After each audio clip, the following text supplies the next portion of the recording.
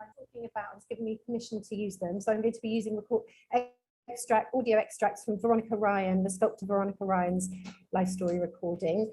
And I think many of you will know her, obviously, not least from the lovely piece, the work she had commissioned here in the Hepworth Wakefield from 2017. So I want to start with Veronica's voice. I sort of almost have a slight discomfort talking about all of this, but actually it is how I've come to be Veronica as an artist at this point, and that my work kind of filters back and forth through some of these strands of history. So the early part of Veronica Ryan's life story recording is punctuated by her admission of anxiety over disclosure.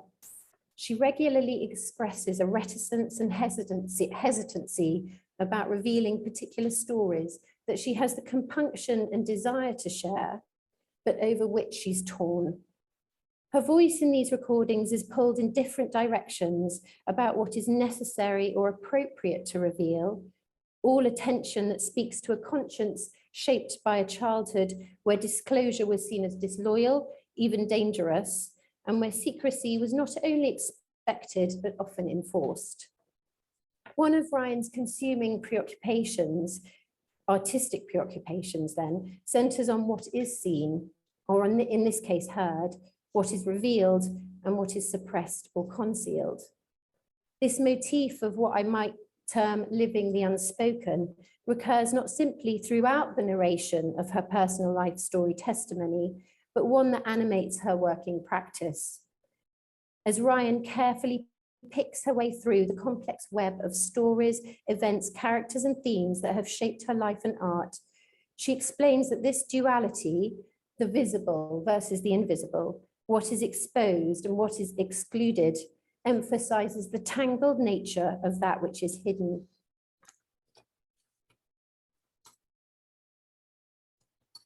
And here's Veronica again explaining it in her own way.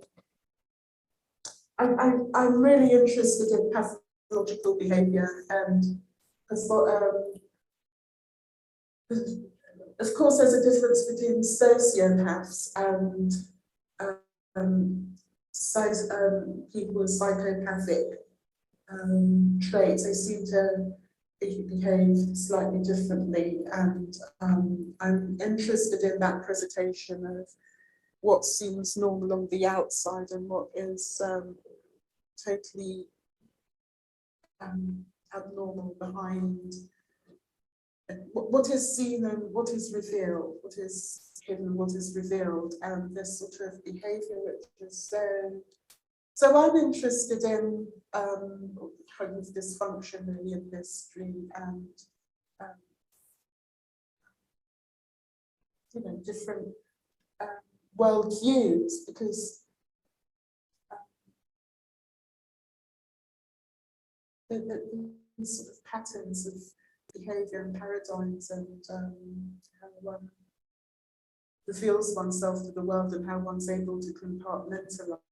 In fact, the show I did at Camden Arts Centre, I think it was apartments, compartments, I was sort of alluding to the fact that about this sort of psychological state, but I didn't really talk about it. At that point, I didn't have any kind of way of really talking about that kind of discourse. Like, the girls were still little, and but in retrospect, I'm trying to talk about the fact that these are some of the realities, these are some of my concerns about you know, one's whole kind of psychological reality, and what is perceived as, you know, how in one society one could seem to be schizophrenic, and in another society it might look as though one is possessed. As Ryan explains, her sculpture often interrogates her own experiences and personal memories to prompt wider reflection on universal themes concerning personal histories and collective pathologies. As we'll see, her working leitmotif of the visible and the invisible functions as a deeply personal as well as a political theme in her artwork. She talks openly about struggling with her own experiences of being accorded some exposure as a sculptor to then being denied a platform and the subsequent feelings of being excluded. As we address this as a broader concern across our conference today, the issue of how certain women sculptors are positioned or not within the history of British sculpture, we need to consider this skein of issues of not belonging and the exclusions of our art world and art histories in order to understand the work that needs to be done to rectify this, not only for a sculptor such as Ryan, but more broadly for what is in truth a score of generations of women artists. When Ryan made this recording in 2017, her own professional life was just beginning to open up, with exhibitions and invitations coming in thick and fast after noons of dryness from the art establishment. In fact, at the time when we embarked on her life story recording, she was just beginning her very happy and productive residency here. I'm happy to report that Ryan's belated recognition by the international art world has continued since 1917 to gain traction, and she's actually got a show opening this week in London. And like many other women artists of her generation, her career reflects lifelong stamina and resilience. She was born in Montserrat in 1956, and she's one of a generation of women artists who've had to wait for the art establishment to play catch up in their acknowledging her achievements and contributions. As artist Sonia Boyce pithily explained, it literally takes holding on for dear life in the field before women artists and acutely Black women artists are recognised. Boyce made this remark in a recent session of her own life story recording, shortly after returning from the 59th Venice Biennale, where she was not only the first Black woman artist to be commissioned to represent the UK, but also the first to win the prestigious Golden Lion Award. And so here's Sonia's take on the racial and gendered exclusions that have shaped the trajectory of her generation. Having said that, one of my experiences in the early 2000s with a gallery which was very short-lived was being told, women, Black artists shouldn't expect to get the same kind of prices for the work as white male artists. Just don't expect it. Don't expect the same kind of critical attention either. And this person was saying this to me as if this was a positive. As if just be thankful to be in the field. No, I'm like, oh, this is so annoying because there is. I mean, I don't know. Notice that the women artists that are seen to be established are well over 45, and most of them pushing 65% more older than that. Because it just takes literally holding on for dear life in the field, and then almost out of longevity, people you sit around. Oh, what are you doing? It's really difficult to have this same kind of trajectory as a male artist who might be considered interesting for a female or Black artist. So what we continue to ask is the nature of the work that needs to be done as we endeavour to shape this extended and inclusive art history. We know that we need to attend to artists who've been canonically omitted from certain art historic accounts, but this is the tricky bit. We need to attend to them on their own terms. And it's sometimes suggested that a problem for a woman artist, a woman sculptor, such as Veronica Ryan, who's been left out of the frame for so long, is that her work brings a certain kind of sensibility that can't be easily categorized. She's done her own thing. She's, irrespective of trends. And certainly in Ryan's case, she worked very hard not to be subsumed under the sociological discourse under which Black artists were not very well served, actually, because yes, it made them visible for a time, but it also tended to make them sidelined as issues-based artists. So, of course, what we need to do is pay attention to the work in front of us. What do we see and how does this work signify within a tradition of sculptural practice? But perhaps put more bluntly, these women artists have been making work that didn't traditionally interest men and therefore received at best institutional indifference to their perspectives. But I'm optimistic, talking to these interviewees now, that perhaps these structural barriers are finally being dismantled. But this is very, very, very recent. This is post BLM. This is, you know, the last few years. And I do believe that one of the most effective ways we can attend and re-attend to women artists today on their own terms is to give them the last word, which is precisely the work I do at the Artists Live archive as an interviewer. So all of the excerpts I'm playing today are taken from these very long life story recordings made for Artists Lives at National Life Stories. It's an oral history fieldwork charity based in the British Library. And here's how you access it. Our aim in these recordings is to disentangle public rehearsed narrative from personal recounting, hence the probing questions that led to Ryan's expression of concern over personal disclosure. We now hold 422 and counting life-story recordings of artists. And what distinguishes these recordings from other oral history interviews is the forensic approach to the interviewing process that the founder of the project of Artists' Lives, Kathy Courtney, has insisted upon since she began in 1990.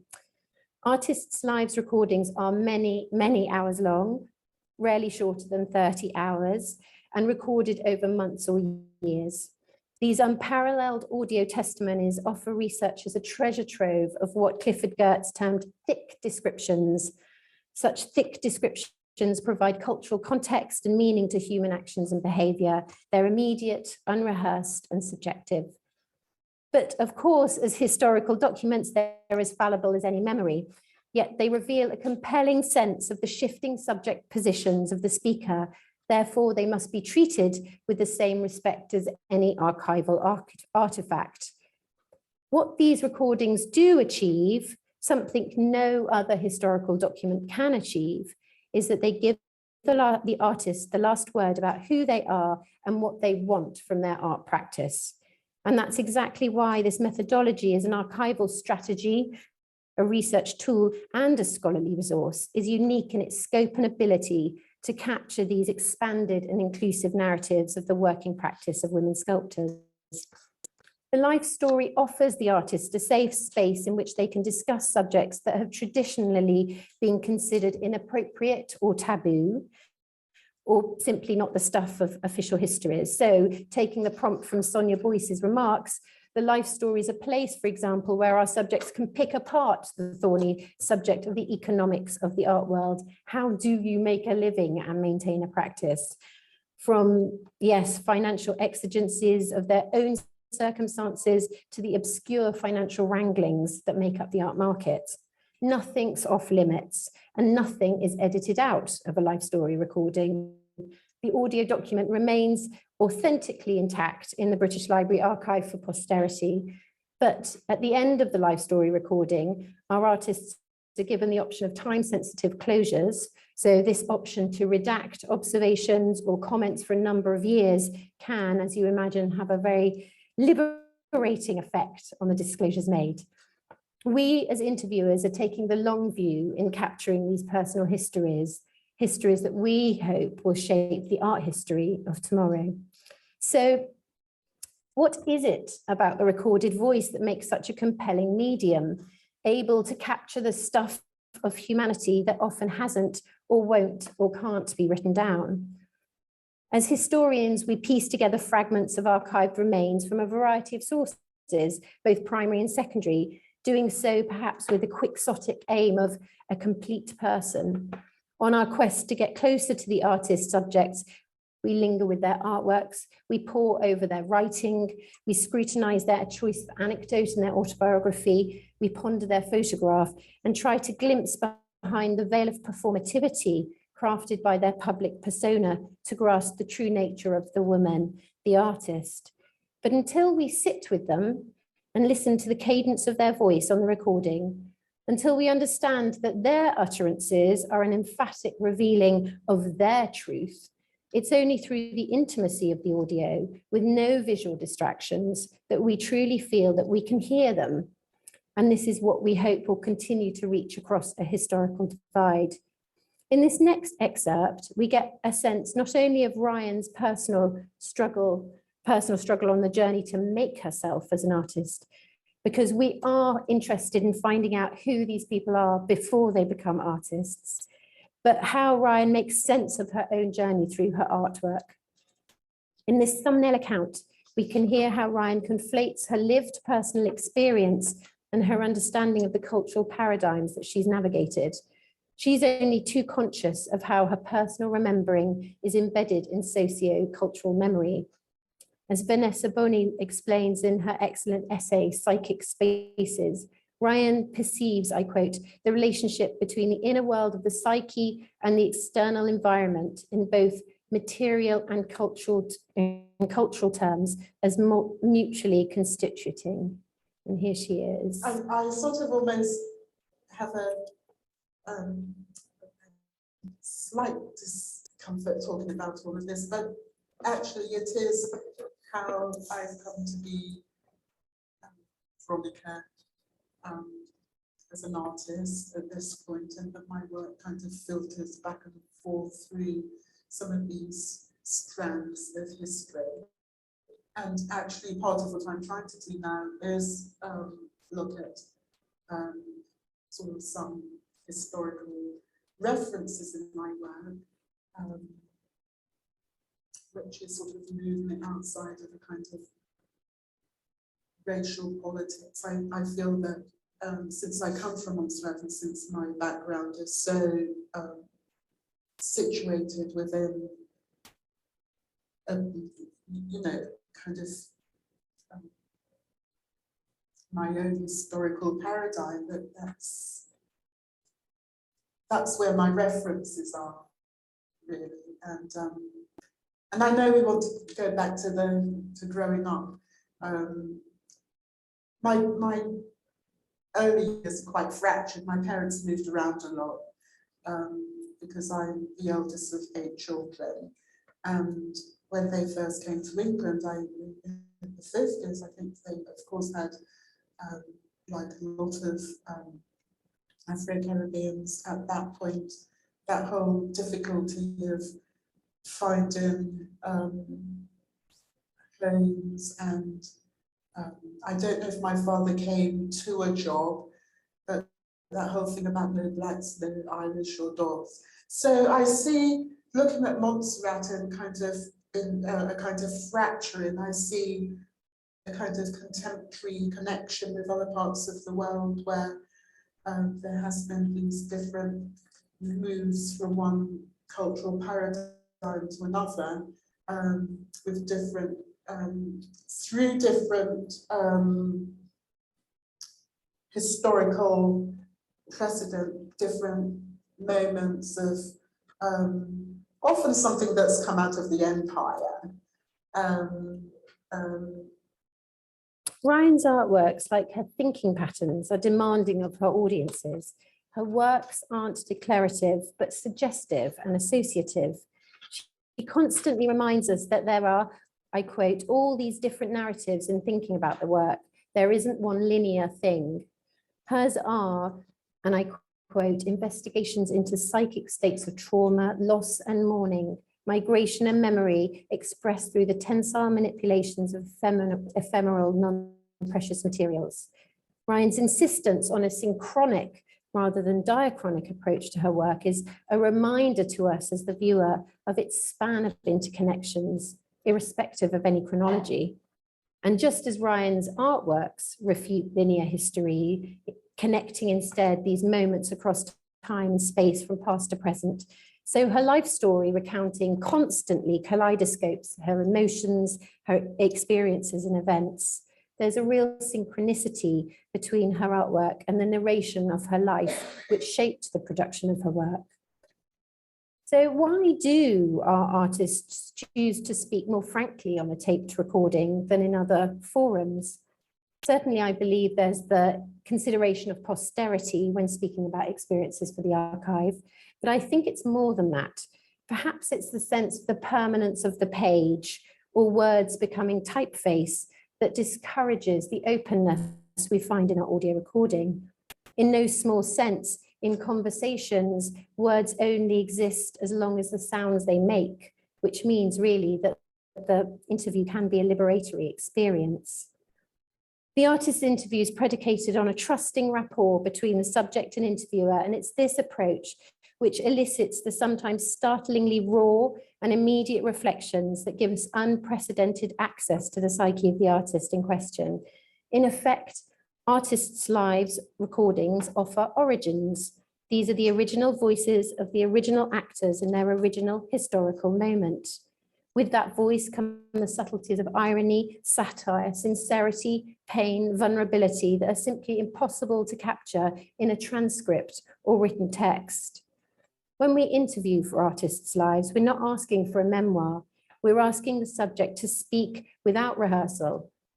And thus we capture those nuances in real time. And these recordings can be hugely moving. Ryan's certainly is. She lingers on hidden trauma, the tragedies of a fractured childhood and displaced adult life. And what emerges, and this point is particularly apposite in the instance of women artists and women sculptors, is that the recording blurs the boundaries between the public and private spheres of the artist. Life story recordings of women sculptors explore and women artists. It explores the sometimes troubling conflation between the public and private spheres, exposing the constitutive dualisms that have structurally excluded women sculptors and artists. Liberal historical narrative, of course, records the history of the public sphere, but life story recordings complicate these historical narratives by offering glimpses of the oft concealed private sphere. Ryan returns again and again to the issue of what can or should be revealed, and the life story performs a vital function here. The space of the recording enables women artists to explore these issues that have for so long been policed around the production of art.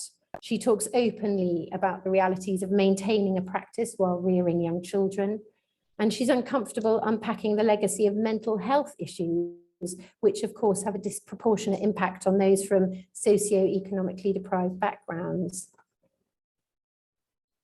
I always feel a bit reticent really to expose or talk too much. I feel as though I've always been a chatterbox really, and families, I think people like to keep some of this stuff hidden, but when you see how it's affected the family,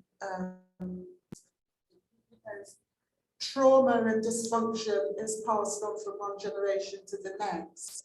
So even if one, so the whole research into neuroscience and understanding how far there's still this, trying to understand how far is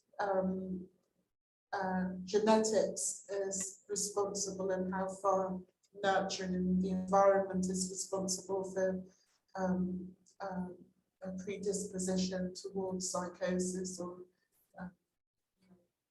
mental health issues. And one can see that environmentally, that one's circumstances, I think, has a big bearing on one's eventual mental health, and that even if there is a predisposition, that if one is growing up in a very healthy environment, that often, one could grow up healthy even if one has a predisposition. So I think part of the obvious is, I'm sort of going ahead with some of your questions, but certainly seeing that more Black people are suffering from mental health issues and more Black people are in prisons. And there's a connection between the two because destructive behaviour often comes out of mental health difficulties, and perhaps if some of these sorts of issues could be addressed early on, then maybe if cultural paradigms are understood, then certain kinds of Western thought about psychosis could be seen within a cultural background rather than in a psychosis within a Freudian model, perhaps. In this recorded conversation and through this erasure of the boundaries between personal and public, Ryan reveals the true nature of the personal sacrifices she's made in the name of artistic production. And as her reflections remind us, the recorded conversation is the moment to say much that has been left unsaid, sometimes for decades and most times never. But it's not also just what is said, how something is said, or what is left unsaid can be the most powerful signifier. These recorded conversations capture the complicity between the interviewer and the interviewee, which in itself can be revealing of other ideas. Just as this recording interview creates a space for women artists to explore issues of identity, we find this methodology mirrors the practice itself in Ryan's own words, as well as in the testimony of other women artists who followed her.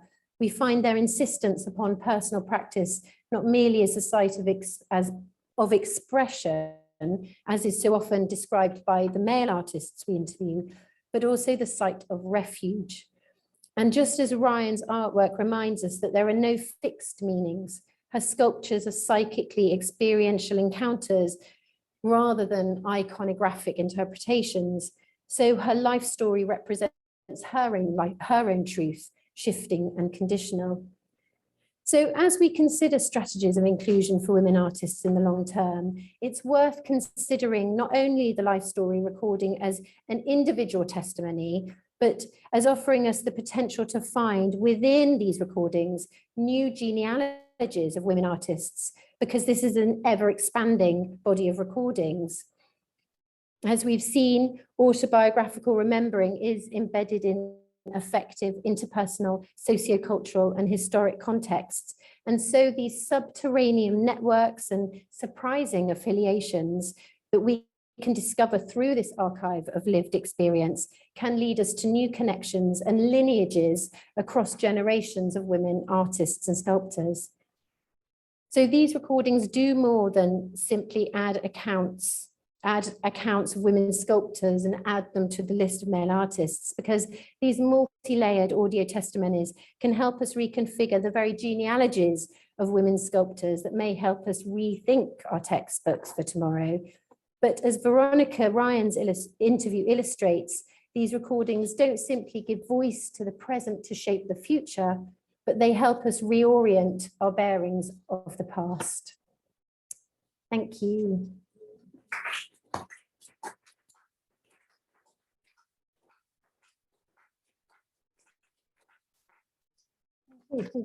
And thank you also to Veronica for actually permitting us to hear this ahead of kind of release, and really a truly remarkable narration. I just have really one very technical question that I wanted to ask you, just because I think it helps people understand perhaps a life story recording. How long is that recording?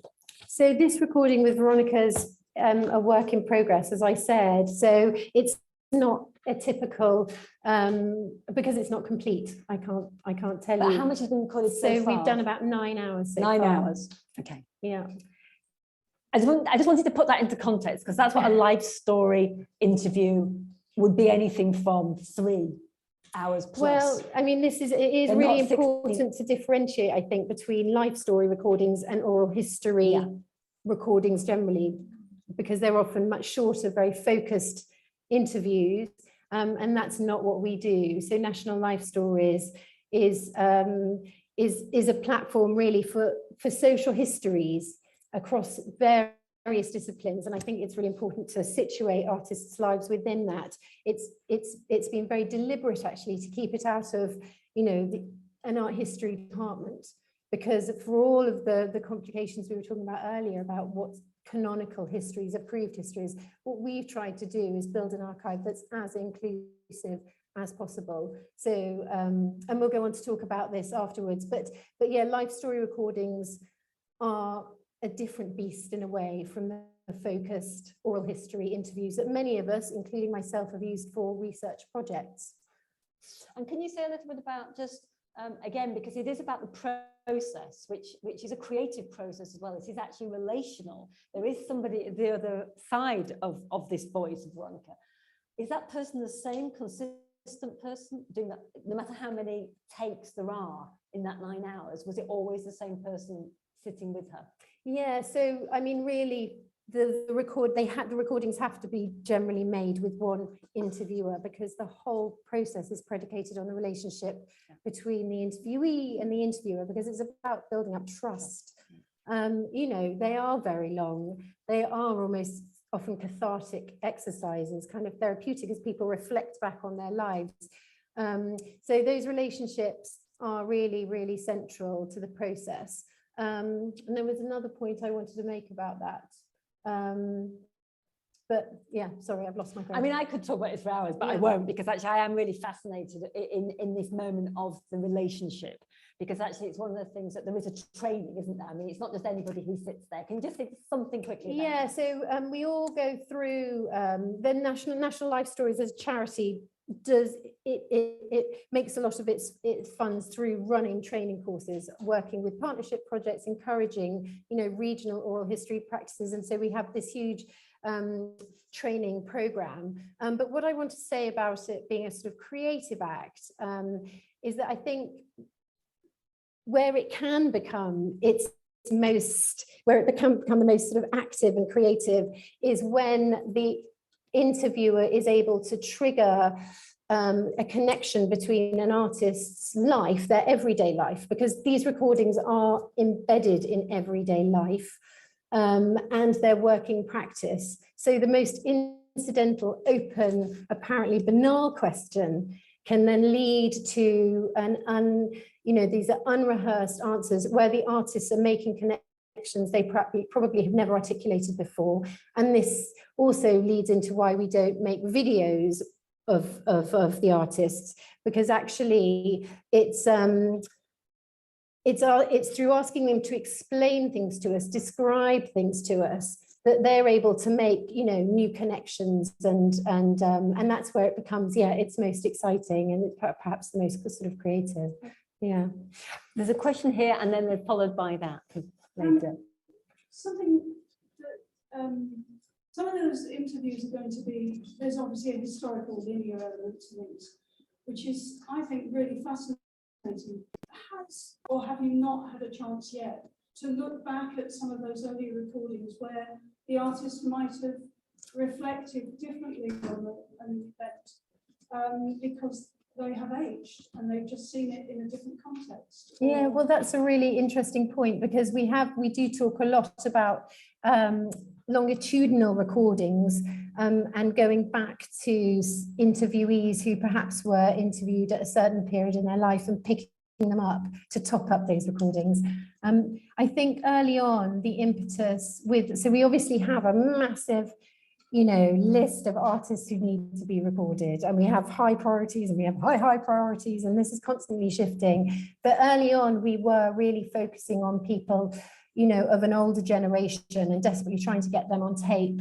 And what's happened is, as time has gone by, we've seen the value of recording younger subjects and then perhaps doing top-up interviews, because obviously anybody's perspective is totally, you know, it changes, as you said, with time, age, circumstance.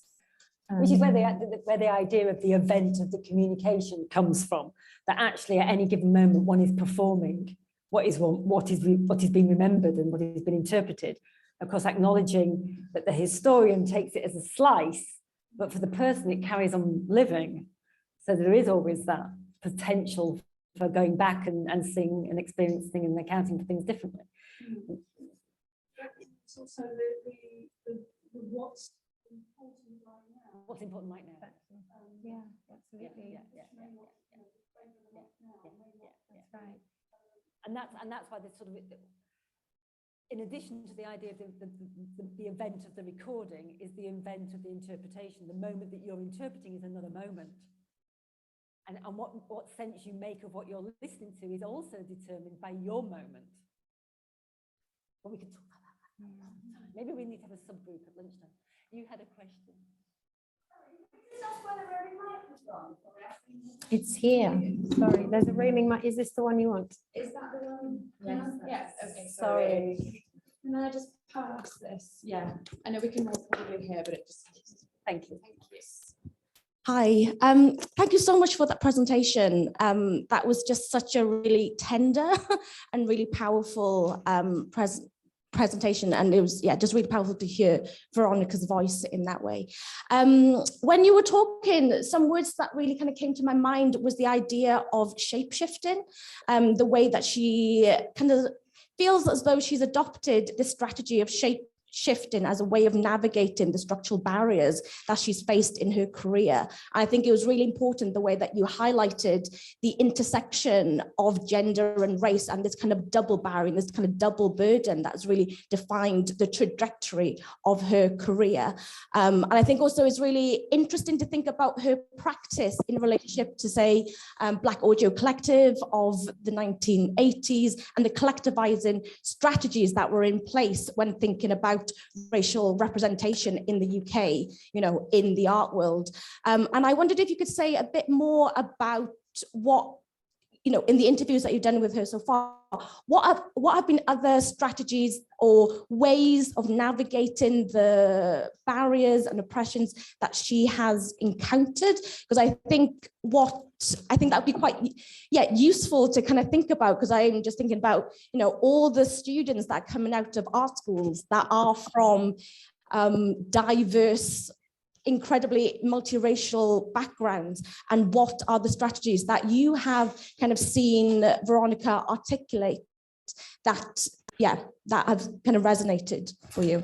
Oh, it's a really difficult question. I think you need to ask Veronica, actually. But I would say just sort of, and this isn't specifically in Veronica's case, I think, but talking to other artists of her generation, that I think there has been a really big shift in the last few years to, and Veronica alluded to this in one of those clips I played, which was that she wasn't able to talk about these issues openly. This is, in the mid-90s, she felt she couldn't address the issues most pressing to her, that, she was kind of mute. And since then, I think for her personally, teaching has been a hugely important platform she's found her discourse, if you like. She's learned how to talk about her practice and to frame her practice.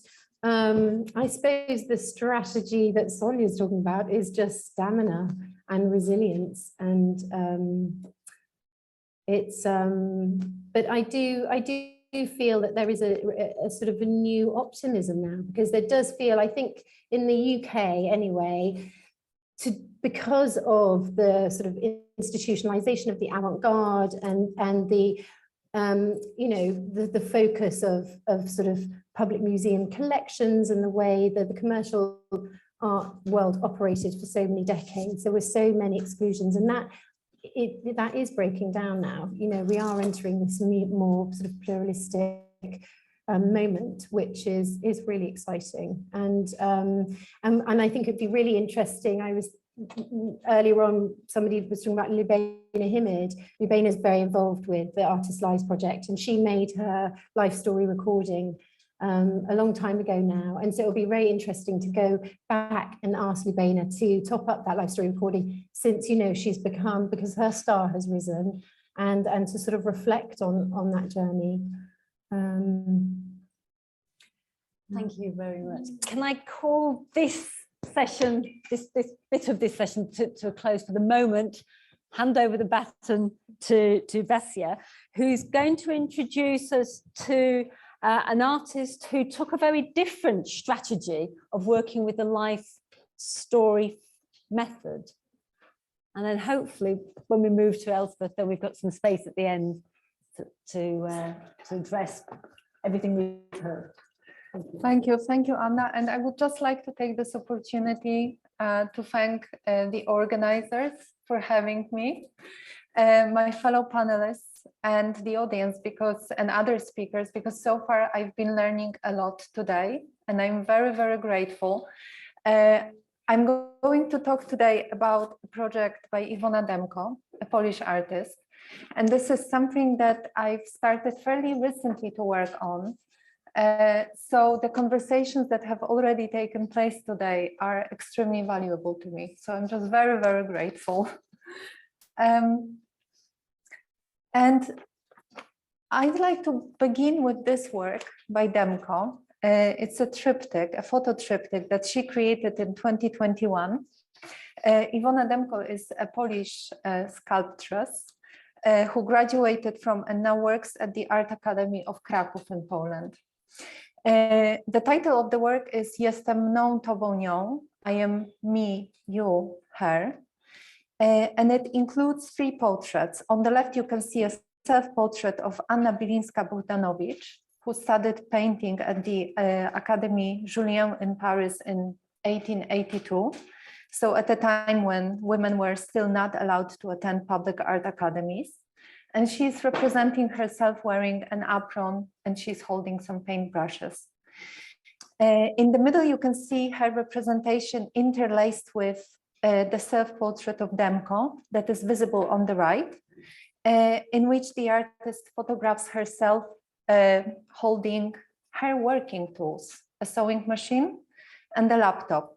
And this triptych is part of Demko's project that she initiated in 2016 that I'm hoping I will discuss today, focused on researching, archiving and recording her stories of the first female students of the Academy of Art in Kraków. And this work tells a story of a cross-generational continuity that she uncovered. She told me that it's also about the need for her stories to be shared. It also addresses her interest in collecting and writing biographies of other women, extracting the private to counter his story, and the uneven and unjust positioning of the public over the private. So when we recently talked about the project, she asked me, what would happen if we imagined that private life with its materiality is more important than the public? How would we need to revalue what is known as universal history, which is not really universal because it is founded on anthropocentrism and even further on male-centric accounts? What would happen if we rewrite it? How do we rewrite it? She emphasizes that women's individual biographies matter, her stories matter, but also the matter of her stories matters. So in 1881, in the 4th issue of the first suffragist newspaper in France called La Citoyenne, Maria Bashkirtseva, known in French as Marie Bashkirtsev, a 19th century painter and a sculptor under the pseudonym Pauline Aurel, wrote, and there are some more quotes, but I'd like to focus on that one. We are asked with indulgent irony how many great female artists there have been. There were many of them, dear gentlemen, and it is amazing considering the enormity of the difficulties that they face. 90 years later, in 1971, Linda Nochlin wrote the essay, Why Have There Been No Great Women Artists?, in which she explored institutional and structural obstacles to women's visibility in the arts. Half a century later, we keep asking ourselves the same question as women artists, as art historians, as curators, as art theorists, and so on and on and on. And it is in this context that I am exploring today the research art activist practice of Iwona Demko, whose methodology of live archiving as activism visibilizes her stories. And her 2021 exhibition at Mia Art Gallery in Wrocław, Poland, where I come from, entitled Ile właściwie było wielkich artystek, how many great artists were there actually, marked 50 years from the publication of Nochlin's essay. And it also displayed very rich research that Demko did, very laborious and rigorous, on the stories of the first female students of the Art Academy of Krakow. So it all started in 2016 when she visited the archives of the Academy. And you can see here a photograph taken at the exhibition in Wrocław. And it shows you a list that she found. It's a list from 1919-1920 academic year with the names of the first 17 students, 17 female students. When she found that list, she focused on searching for sculptors, women sculptors. And in the process, she discovered that there were in fact 21 female students in that year, 5 of which were not even recorded on the list. So she kept on researching. It's a very complex project, and I really hope I can do it justice. On January 3rd, 2019, she published a call on her Facebook feed in which she invited all women connected to the Academy, even if they were connected for a very short period of time, to submit life stories. She posted, "Write girls, take care of your biographies." And this was one of her interventions for a series of events that were associated with the Year of Women from the Academy of Fine Arts that she initiated in 2018. This year marked not only 200th anniversary of the Academy, but also 100th anniversary of women's presence of the Academy, so 100 years later. Year 2018 also commemorated the 100th anniversary of Polish women gaining full voting rights. Similarly to Demko earlier, Hélène Cixous, in The Love of Medusa, called women to break out of the snare of silence through the creation of female space. She says, "Write yourself. Your body must be heard." Writing the self through the body is emancipatory. Each woman, Cixous says, must urgently learn to speak. So both Cixous and Demko remind us of the unwritten and or unseen her stories and urge us to visibilize the gentle storied lives, to care for the self. So Demko's call to write the self is one of the methods that she employs in her activist archival practice for her stories. And since 2016, she's done a number of different things. She has been tracing life stories of women connected to the Academy, and she engages with a range of different material testimonies of women's existences to reconstruct their biographies. And she generously shared some images with me. In the corner on the left, at the top, you can see a screenshot of her desktop with the many different folders and documents that are attached to those first 21 female students of the Academy from 1919-1920. She also published alternative news of the Academy as a book of different life stories, biographies, essays on women artists that are completely forgotten. So she's trying to reconstruct women's biographies, women artists' biographies, and she does it patiently, attentively, and carefully to visibilize her stories and lives that have been hidden or erased from the official art history. She also told me that when she started working on the project, it was important for her that she was not looking for great women artists. She was interested in their lives and the process and the lifelong commitment to art. So it really kind of resonates with the discussions that we had before. Demko's activism is a reparative practice of care revealed in the exhibition, or That's why I would prefer to call it a matterscape, where her own artworks are displayed together with material traces of women's lives that she uncovered, drawings, letters, photographs, documents, and also artworks. It is a testimony to material existences and creative practices of women artists, their personal stories and lives that do matter. Demko's sensitivity to matter and women's selves, her attentiveness and care are foundational to her research activist project that I'm focusing on today. And I'm going to show you some photographs from the exhibition in Wrocław, ile właściwie było wielkich artystek in 2021. And I'll tell you about some of the objects, only a selection of them, and artworks that were presented there. So she built a very particular matterscape, a life archive that is continuously unfolding and evolving, facilitating affective encounters within subjects and objects, nurturing rituals of connectedness between the past, present, and future. The matterscape that Demko orchestrated in the space of Mia Gallery is a productive growth that encourages us to consider alternative ways of building knowledge. It animates her stories via matter. And Demko does this with care, with responsibility, but also responsibility. Imagine that you enter the gallery space and you see a 300-kilogram pile of rubble. She told me that she intuitively felt it would be inappropriate to display her stories she uncovered in a conventional way. The exhibition was envisaged by herself as a spatial record of what has been lost in the rubble of history.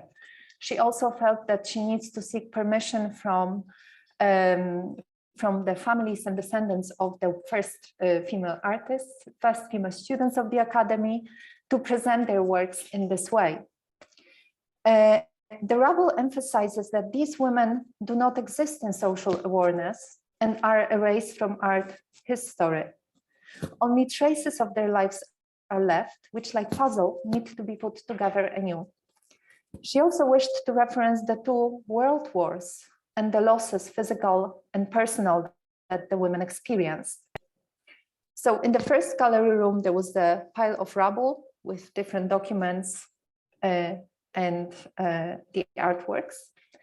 And in the second gallery room, the artist displayed photographs of and other archival materials she uncovered during her research.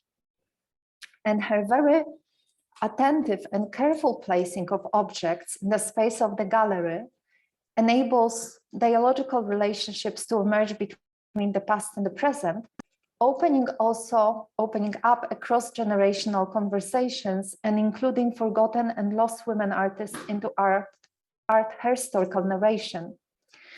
The matterscape is constructed with attention, and Hester talked also about attention and noticing. Demko's research activist practice facilitates her stories to emerge through care, which John Tronto proposes is concerned with being in the world and matter-based reciprocity. Since Demko held in her hands this first incomplete list of the first female students at the Academy, she has been drawing an inventory of her stories through subsequent uncoverings of materialities associated with women's artists' lives.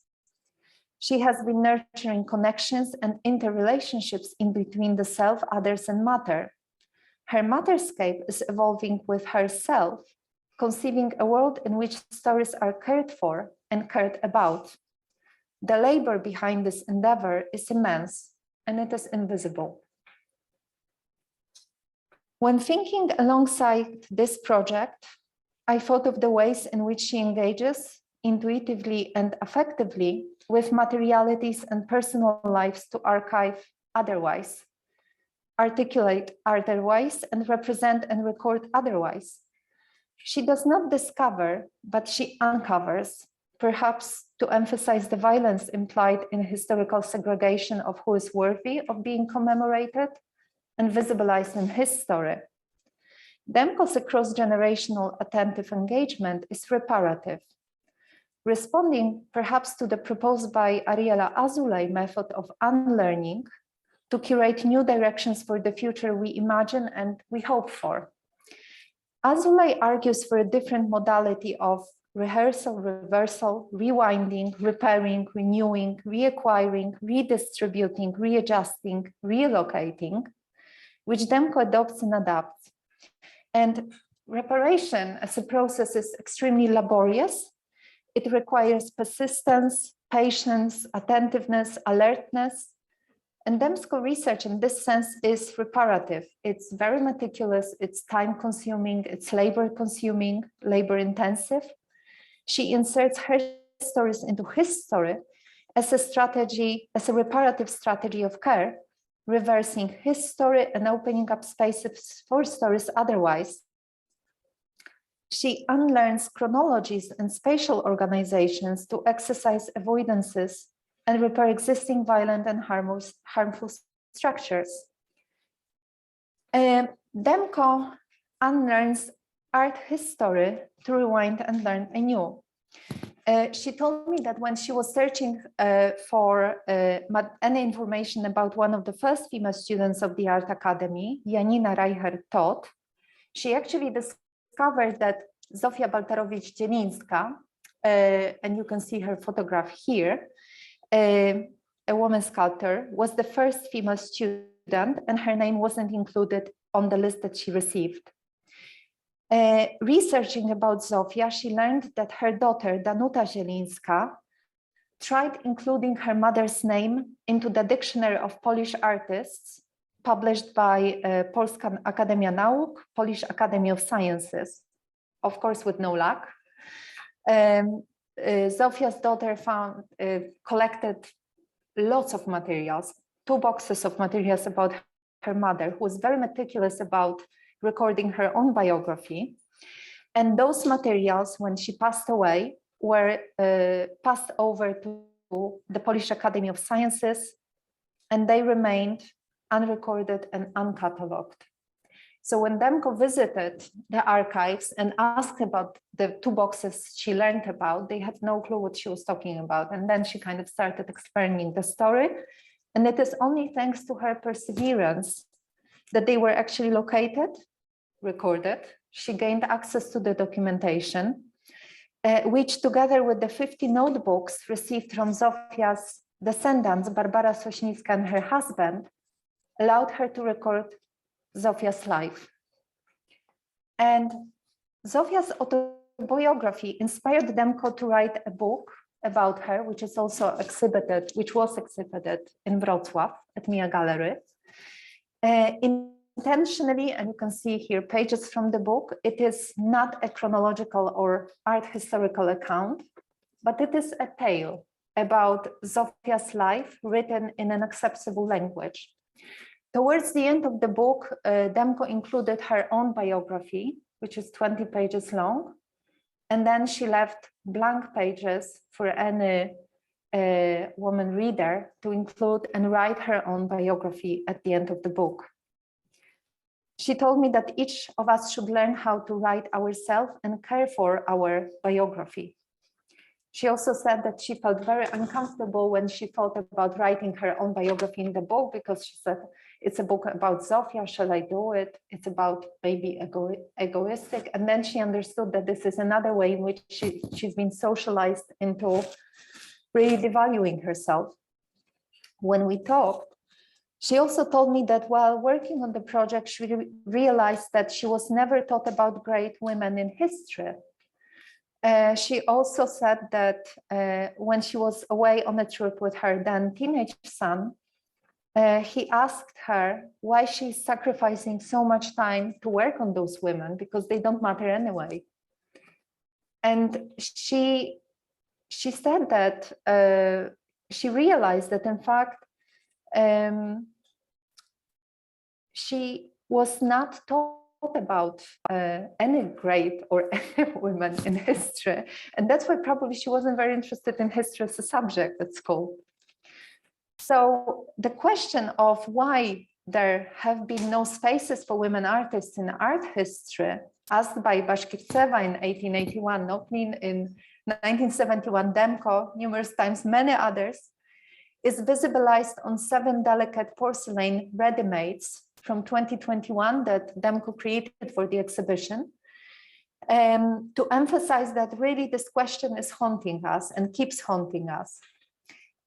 You can also see quotes from Bashkirtseva's text, all appearing on Demko's pre-owned porcelain pieces, transferred and then fired in a pottery kiln to remind us that not much has changed, in fact, over the past 100 years. Demko shared with me that while researching the lives of the first female students, she wondered if women are predetermined to make choices between private and public life.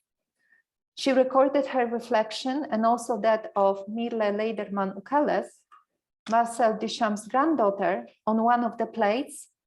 So Ukales' frustration comes through her words, quote, "I learned that Jackson, Pollock, Marcel Duchamp, and Mark Rothko didn't change diapers." These words documented by Demko remind us that care labor, invisible and disrespected, associated with daily domestic life, is why many her stories remain hidden. I would like to refer here to the words of Jolanta Brachczajna, a Polish feminist philosopher, not really well known anywhere outside of Poland, who in Cracks of Existence explored the materiality of existence, the meaning that something or someone is. She is interested in the ordinary and the everydayness, which encompasses domestic actions that are repetitive and necessary, like washing dishes, peeling potatoes, and so on and on. And the importance of this everydayness that maintains our world is forgotten, similarly to the lives of women artists whose artistic practice remains hidden. The significance of materiality is recognized in Demko's careful selection of objects and their placing with care into an elaborate matterscape. She told me that she's managed to document over 200 objects that are somehow connected to the lives of the first female students of the Academy. She also buried her own artworks, including, among others, soft sculptures of 5 female hands with nails covered in pink glitter, and the pink soft sculpture, Your Body is a Battleground, representing miniature soldiers running across a female body. In her discussion of rights, Azoulay says that she relates to, quote, "objects as proof of one's place in the world, as delegates of people's worlds." Demko's research activist practice, attentive to matter, offers material groundings for alliances, mutual codependencies, and co-relationships to disrupt historical denials via reparative strategy of care. So in the rubble, you can find all sorts of different objects. It reveals a female bust with damaged nose, which is in the middle. A portrait by Zofia Baltarowicz, the first female student. There is also a relief by Izabela Koziebrodzka, and there is a story behind this relief, which is on the first photograph on the left. Demko included 4 paintings by Halina Miączyńska, who before women were admitted to the Academy, attended higher education courses for women that were initiated in Kraków in 1868 by Adrian Baraniecki. Demko included Halina's graduation diploma next to her works and some photographs taken during Baraniecki's courses. All of this is also visible on Wikipedia page that she edited. She edited a number of pages on Polish women artists. The sculpture of the mermaid by Joanna Grabowska, born as Roma Szereszewska. And just a brief note here, Demko told me that it was very difficult sometimes to locate those women because they either changed their name because they got married or because they had to change their name, as in the case of Joanna Grabowska, because together with her family during the Second World War, when the Jewish community was brutally oppressed and persecuted by the Nazis, a family member managed to obtain some documents of Polish people who were in Brazil, and their deaths were not recorded in Poland, so they just took over their identity. So sometimes it was extremely difficult to locate those women. And this sculpture of the mermaid was borrowed from Joanna Grabowska's granddaughter. There's also a sculpture by Halina Miłczyńska. One of Demko's own artworks at the exhibition engages with the story of Helena Kozłowska-Dąbrowska, who was admitted to a psychiatric hospital, from which in 1935 she sent a postcard to her brother Kazik, begging him to take her home. The emotional burden of Helena's words is painstakingly stitched by Demko on a cotton fabric using her hair. A few months after sending the postcard, Helena died, refusing to eat. She starved herself to death. It was impossible for her, for Helena, to deal with the requirements of daily life, being a mother and a wife, trying to maintain her artistic career. One of Demko's own artworks, Demko managed to find two descendants, Aneta and Krzysztof Tyl, both archaeologists, of Stefania Feil, whose two watercolor paintings are and drawings are displayed at the exhibition. And when they found out that the artifacts would be displayed within rubble, they offered some objects that you can also see here: a metal hinge, a piece of jar, broken element of an iron, all remnants from a house of Stefania Feil that was burned by the Germans on the 16th of December, 1944. And there is also the levitating white bowl, referencing a bowl belonging to Janina, gifted to Demko by the daughter of Janina's sister, which was broken in one of Demko's previous exhibitions. It acts as a material witness to Janina's life. And hovering in the air, it alludes not only to Demko's project, which she sometimes refers to as playing with ghosts, but also to the popular at the beginning in the 20th century seances, something that Demko is quite interested in right now as an alternative way of building knowledge. Recreating the bowl, Demko reminds us how easy it is to erase women from history, let them disappear, but also how ephemeral and precarious women's commemorations are. The exhibition is accompanied by a curatorial tour available on YouTube and a recording which reveals the biographies of women that Demko uncovered. They are written in the first person, and Demko asked women who are connected to the Academy to read them out and to record themselves reading the biographies to emphasize the cross-generational sisterhood, which, as Demko suggests, should connect us to those women who existed before and fought for our freedoms. Apart from the exhibition, Demko's project adopts other methods of archiving as activism for her stories. They are all grounded in the embodied, the affective, lived, and in animating matter. She told me it is important for her to disseminate information in different forms, visual and textual, and in different media. Bear in mind, she's not an art historian, so it was quite interesting to hear how she started the research, being a visual artist. Her practice encourages other ways of building, developing, and sharing knowledge, which prioritize the lived, embodied, and affective experiences that acknowledge that which is peripheral, marginalized, and often erased from official art historical narratives. Demko's archiving and telling of her stories is enacted via wiki activism, so she organized a number of events where stories of those first female students were recorded on Wikipedia. She also co-developed with the curator of the exhibition, Patrycja Bochener, a series of 17 30 minutes long radio podcasts that were released bi-weekly and are archived on the website of Radio Capital. There is a screenshot on the right. There are several published outcomes which initiated Demko's practice of reconstructing and collecting biographies of women associated with the Academy. And on the left, you can see A book that was published in 2021, Women Remember the Academy, imagined as a participatory project and an exercise in caring for her stories. She invited 46, there are 46 interviews and over 200 people, I think, were involved. To teach us to care for the other, but also for the self, the joy of collaboration, co-learning, co-responsibility, and sharing. Demko's laborious matterscape keeps growing. Most recent thing that she's done, I don't know if you know that Polish language we have a grammatical gender.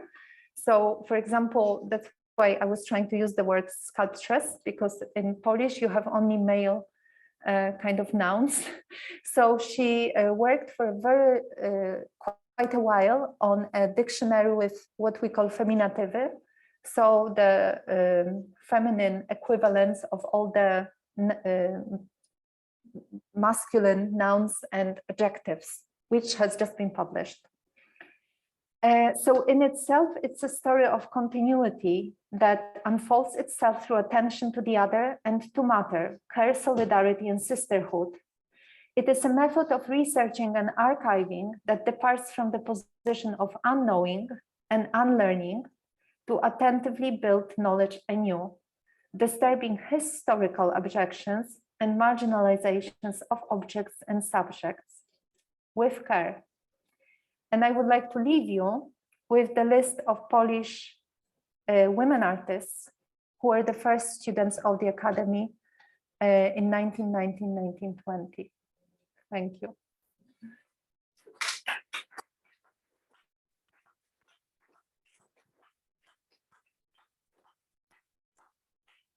Well, thank you very much for that incredibly rich account of actually a methodology as an art practice that's making these really, as you say, laborious interventions and bringing these diverse materials together in a way that I think is very different than if someone had come at this as an art historian. Yeah.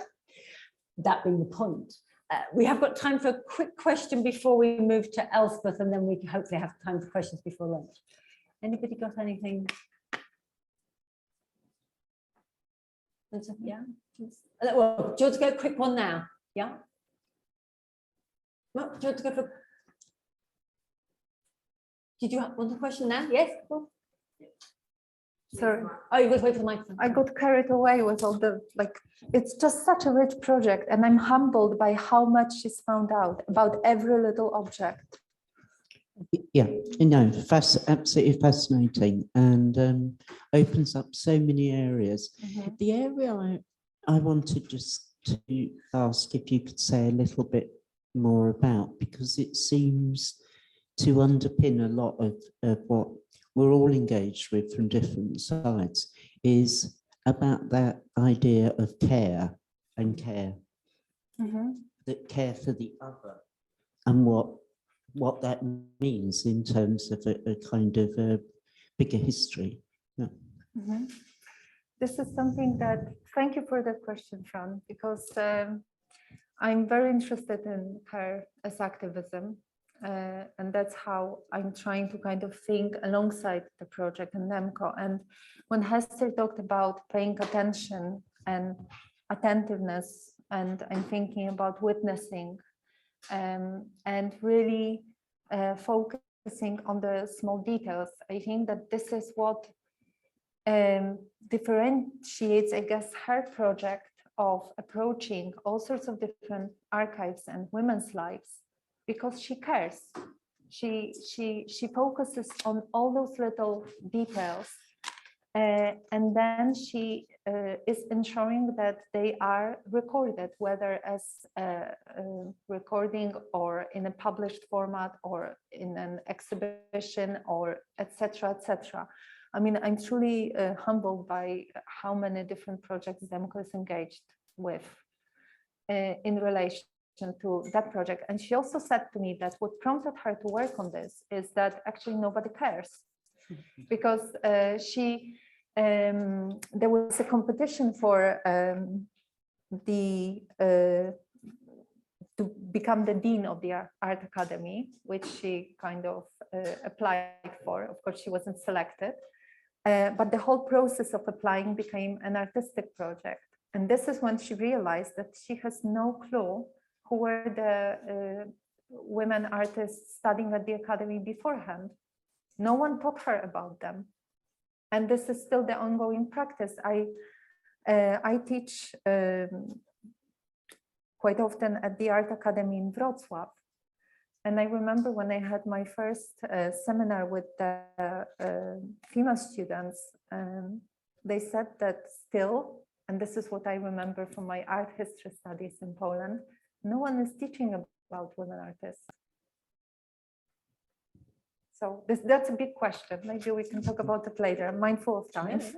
Would you like to join us on podium? Thank you. And actually, I'll hand over to Elvis Mitchell, who has very kindly and very last minute, really, truly last minute, stepped in for Hilary Robinson, who unfortunately has COVID. And Elvis is just going to take us through another 3-year oral history project. I think one of the themes that's going to come through, certainly our panel, is the temporality of this methodology and practice. It takes a long time to do this work in a rigorous and caring fashion. Alfred, if you'd like to take us through. Lovely. Thanks, Anna. Yes, so I'm here instead of my colleague and mentor Hilary Robinson, who unfortunately has COVID, to speak about the project that we're working on together called Feminist Art Making Histories. But I wanted to start by reading some of Hilary's words from A Companion to Feminist Art, to kind of speak about something that Griselda actually touched on earlier, Mary Kelly's thoughts around this term feminist art, because it's in our project title, it's in the title of A Companion to Feminist Art, and I wanted to bring Hilary's voice into the conversation here, despite the fact that she's recovering from COVID, but also frame how we're thinking about feminist art to begin with. So I'll just read some of her words written with Maria Buzek here in this book. So the term feminist art has been misused as often as not, understood as a codification within the academic discipline of art history and within the related curatorial and archival categories of museological practices. It has frequently come to represent a classification, feminist art. Used as such, the classification implies consideration under definitions familiar in other art historical and museological classifications, definitions of geography, chronology, style, materials, and influence. So 15th century Florentine, Golden Age Dutch, pre-Raphaelite, and so forth. It therefore restricts consideration of feminist art to a particular overt content, style, use of materials, or chronological geographical influence. Since women's liberation or the second wave of the feminist movement emerged in full force in the West in the late 1960s. This book, however, comes to the term feminist art from a different direction.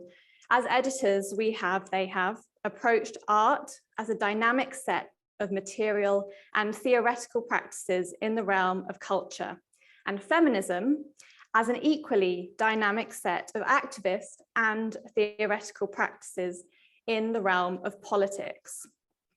Given that culture and politics constantly intersect and work upon each other, feminist art for us is the space and place, the site, where feminist politics and the domain of art making intersect.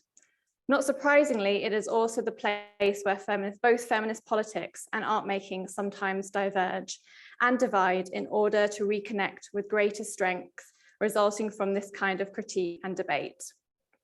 It is not always a comfortable, safe, or secure place for those who work at that intersection. The art world in the 21st century retains a hierarchy of thinking and of practice that is still overwhelmingly dominated by masculinist, Euro-USA-centric values. To us and to a determined, angry, joyous, powerfully creative and increasing number of artists, critics, scholars, and curators working at this intersection is an urgent activity. And I'll end there with Hilary Robinson and Maria Buzek's introduction there to frame, talking about feminist art making histories.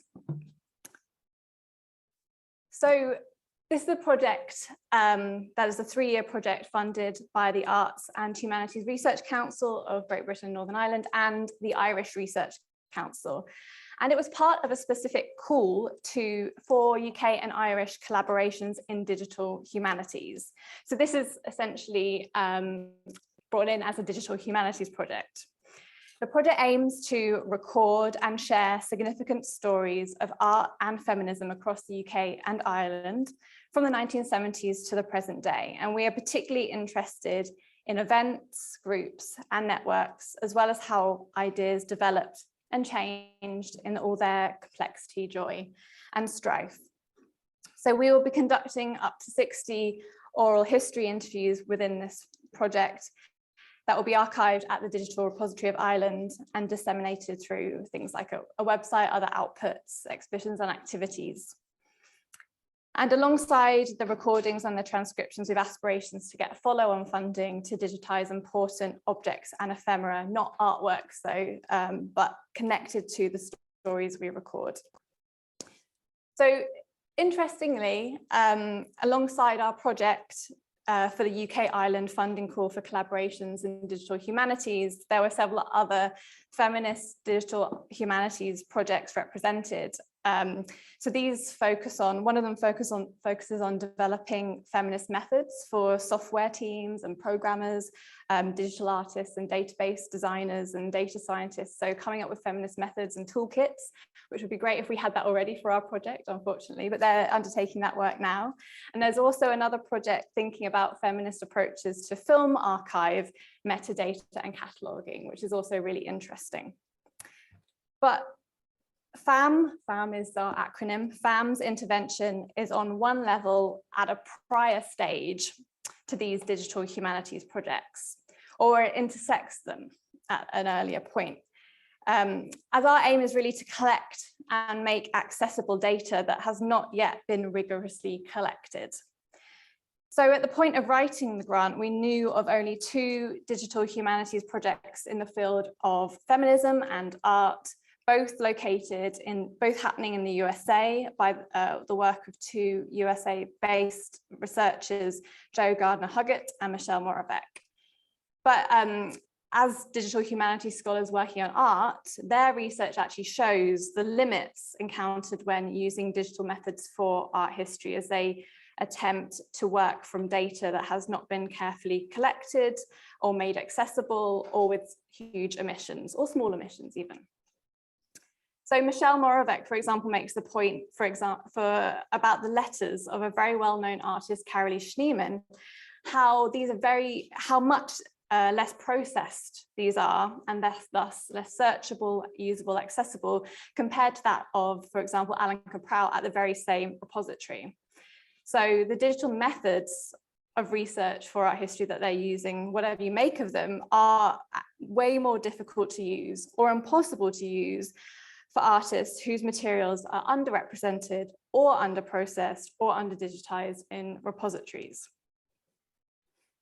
So in early 2021, my project colleague Hilary Robinson brought together myself, Amy Tobin at the University of Cambridge, and Tina Kinsella at the Institute of Art, Design and Technology in Dun Laoghaire to think about this project, Feminist Art Making Histories, FAM. This HRC and IRC funding call caught Hilary's attention for a project that she had really been contemplating for some time.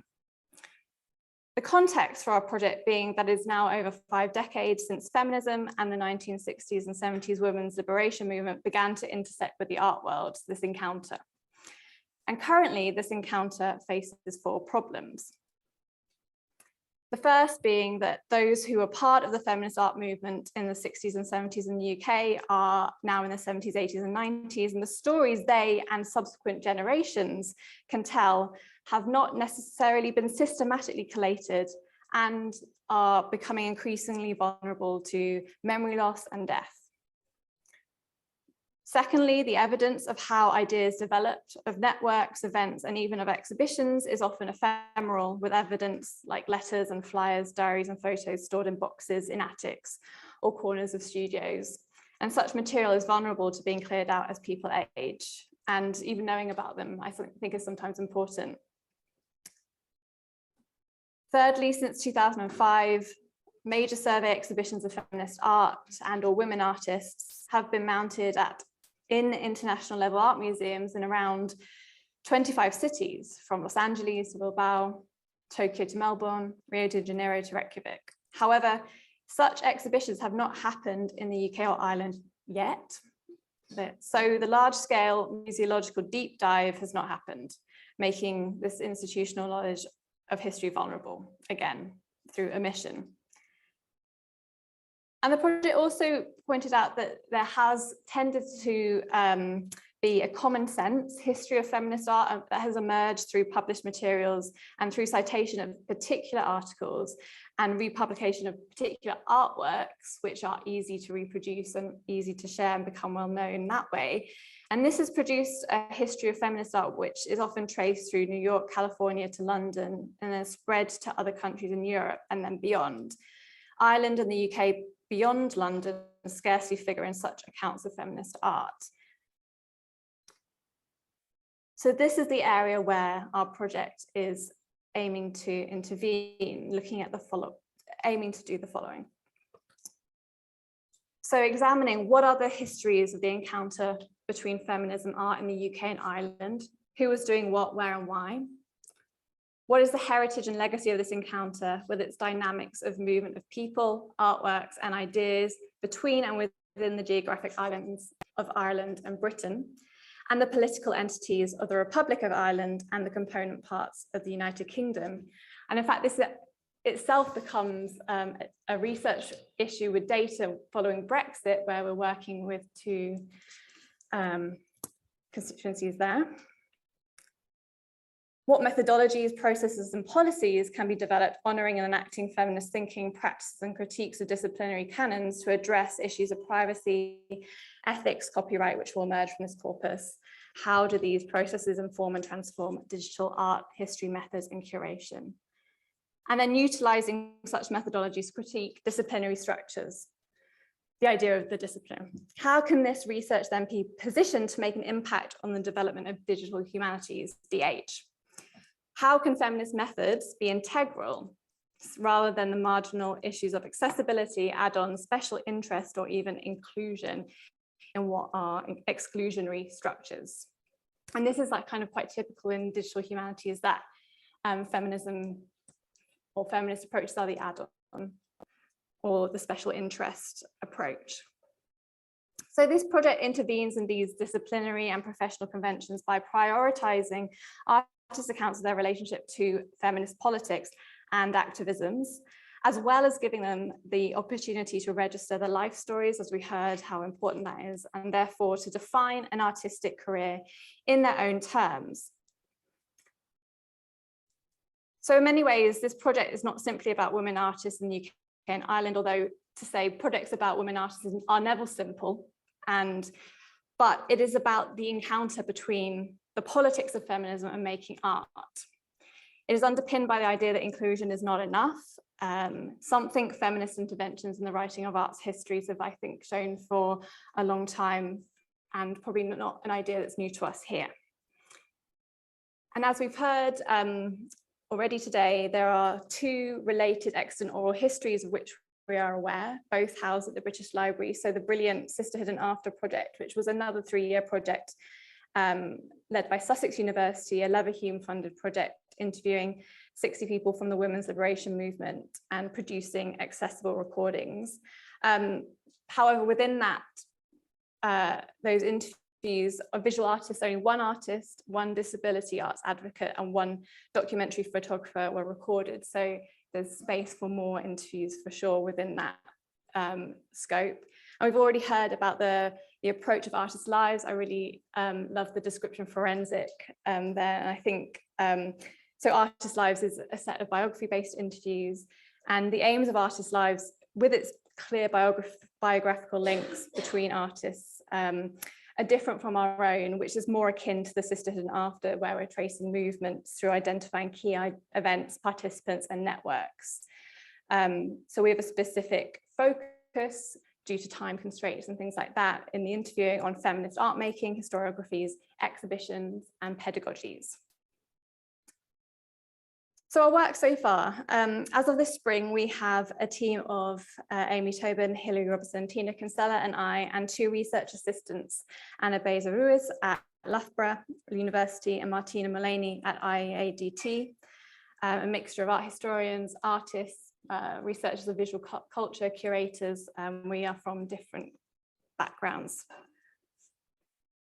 We've undertaken a significant amount of scoping research so far and scoping conversations, particularly beyond London, to identify and research potential interviewees. And as such, we've been dealing with the almost impossible task of identifying 60 interviewees. As suggested by our advisory team, creating a list of names is being done as an iterative process and one of constant debate and discussion. And this is necessary not only for the ingestion of objects into the digital repository of Ireland, as ingesting a small number at a time is useful for us to test the processes that we're using, but also importantly, leaving a space for the stories emerging in the oral histories to inform the selection process itself. Within this, we did some very broad strokes principles for selection to give us some grounding. So these are: diversity of gender will not be a principle for selection, although no genders will be excluded.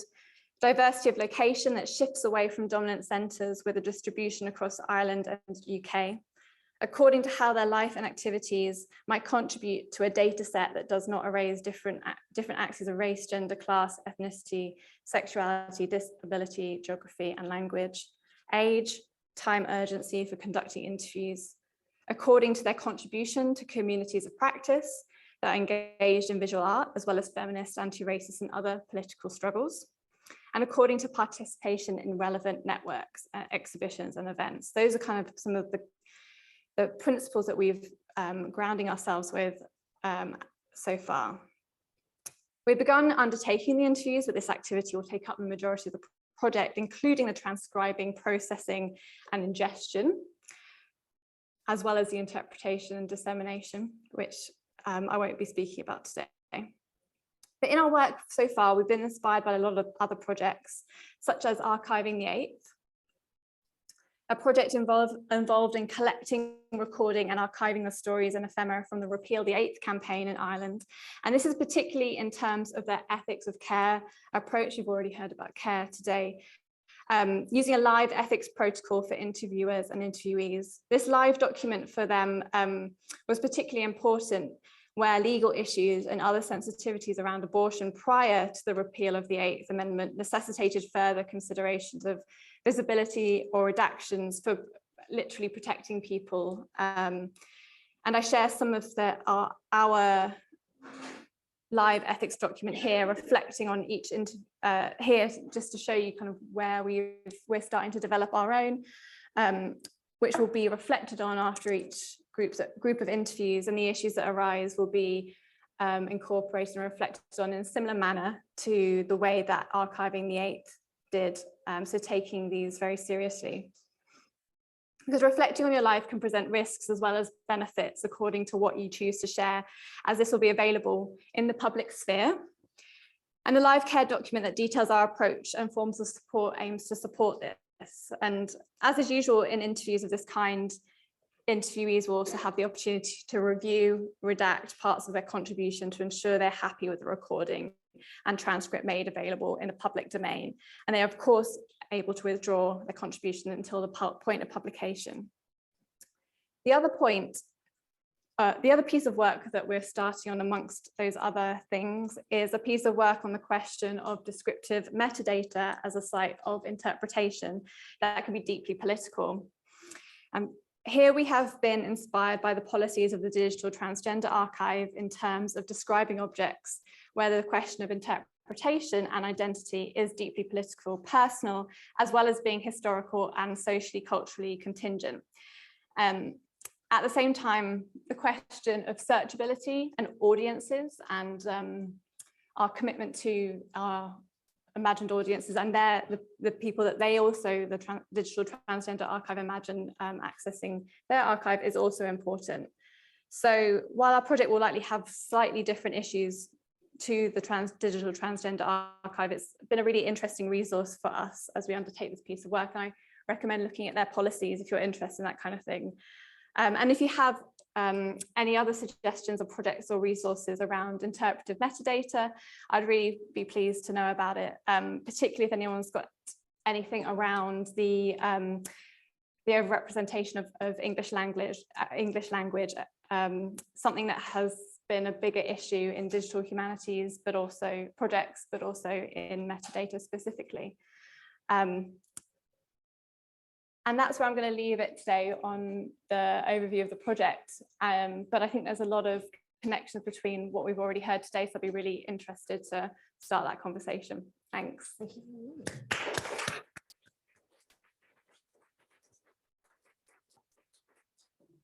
So before lunch, which is now arrived, we've got 15, 20 minutes for questions. So would anybody to really pose to anybody on the panel? Or indeed for panelists to ask each other.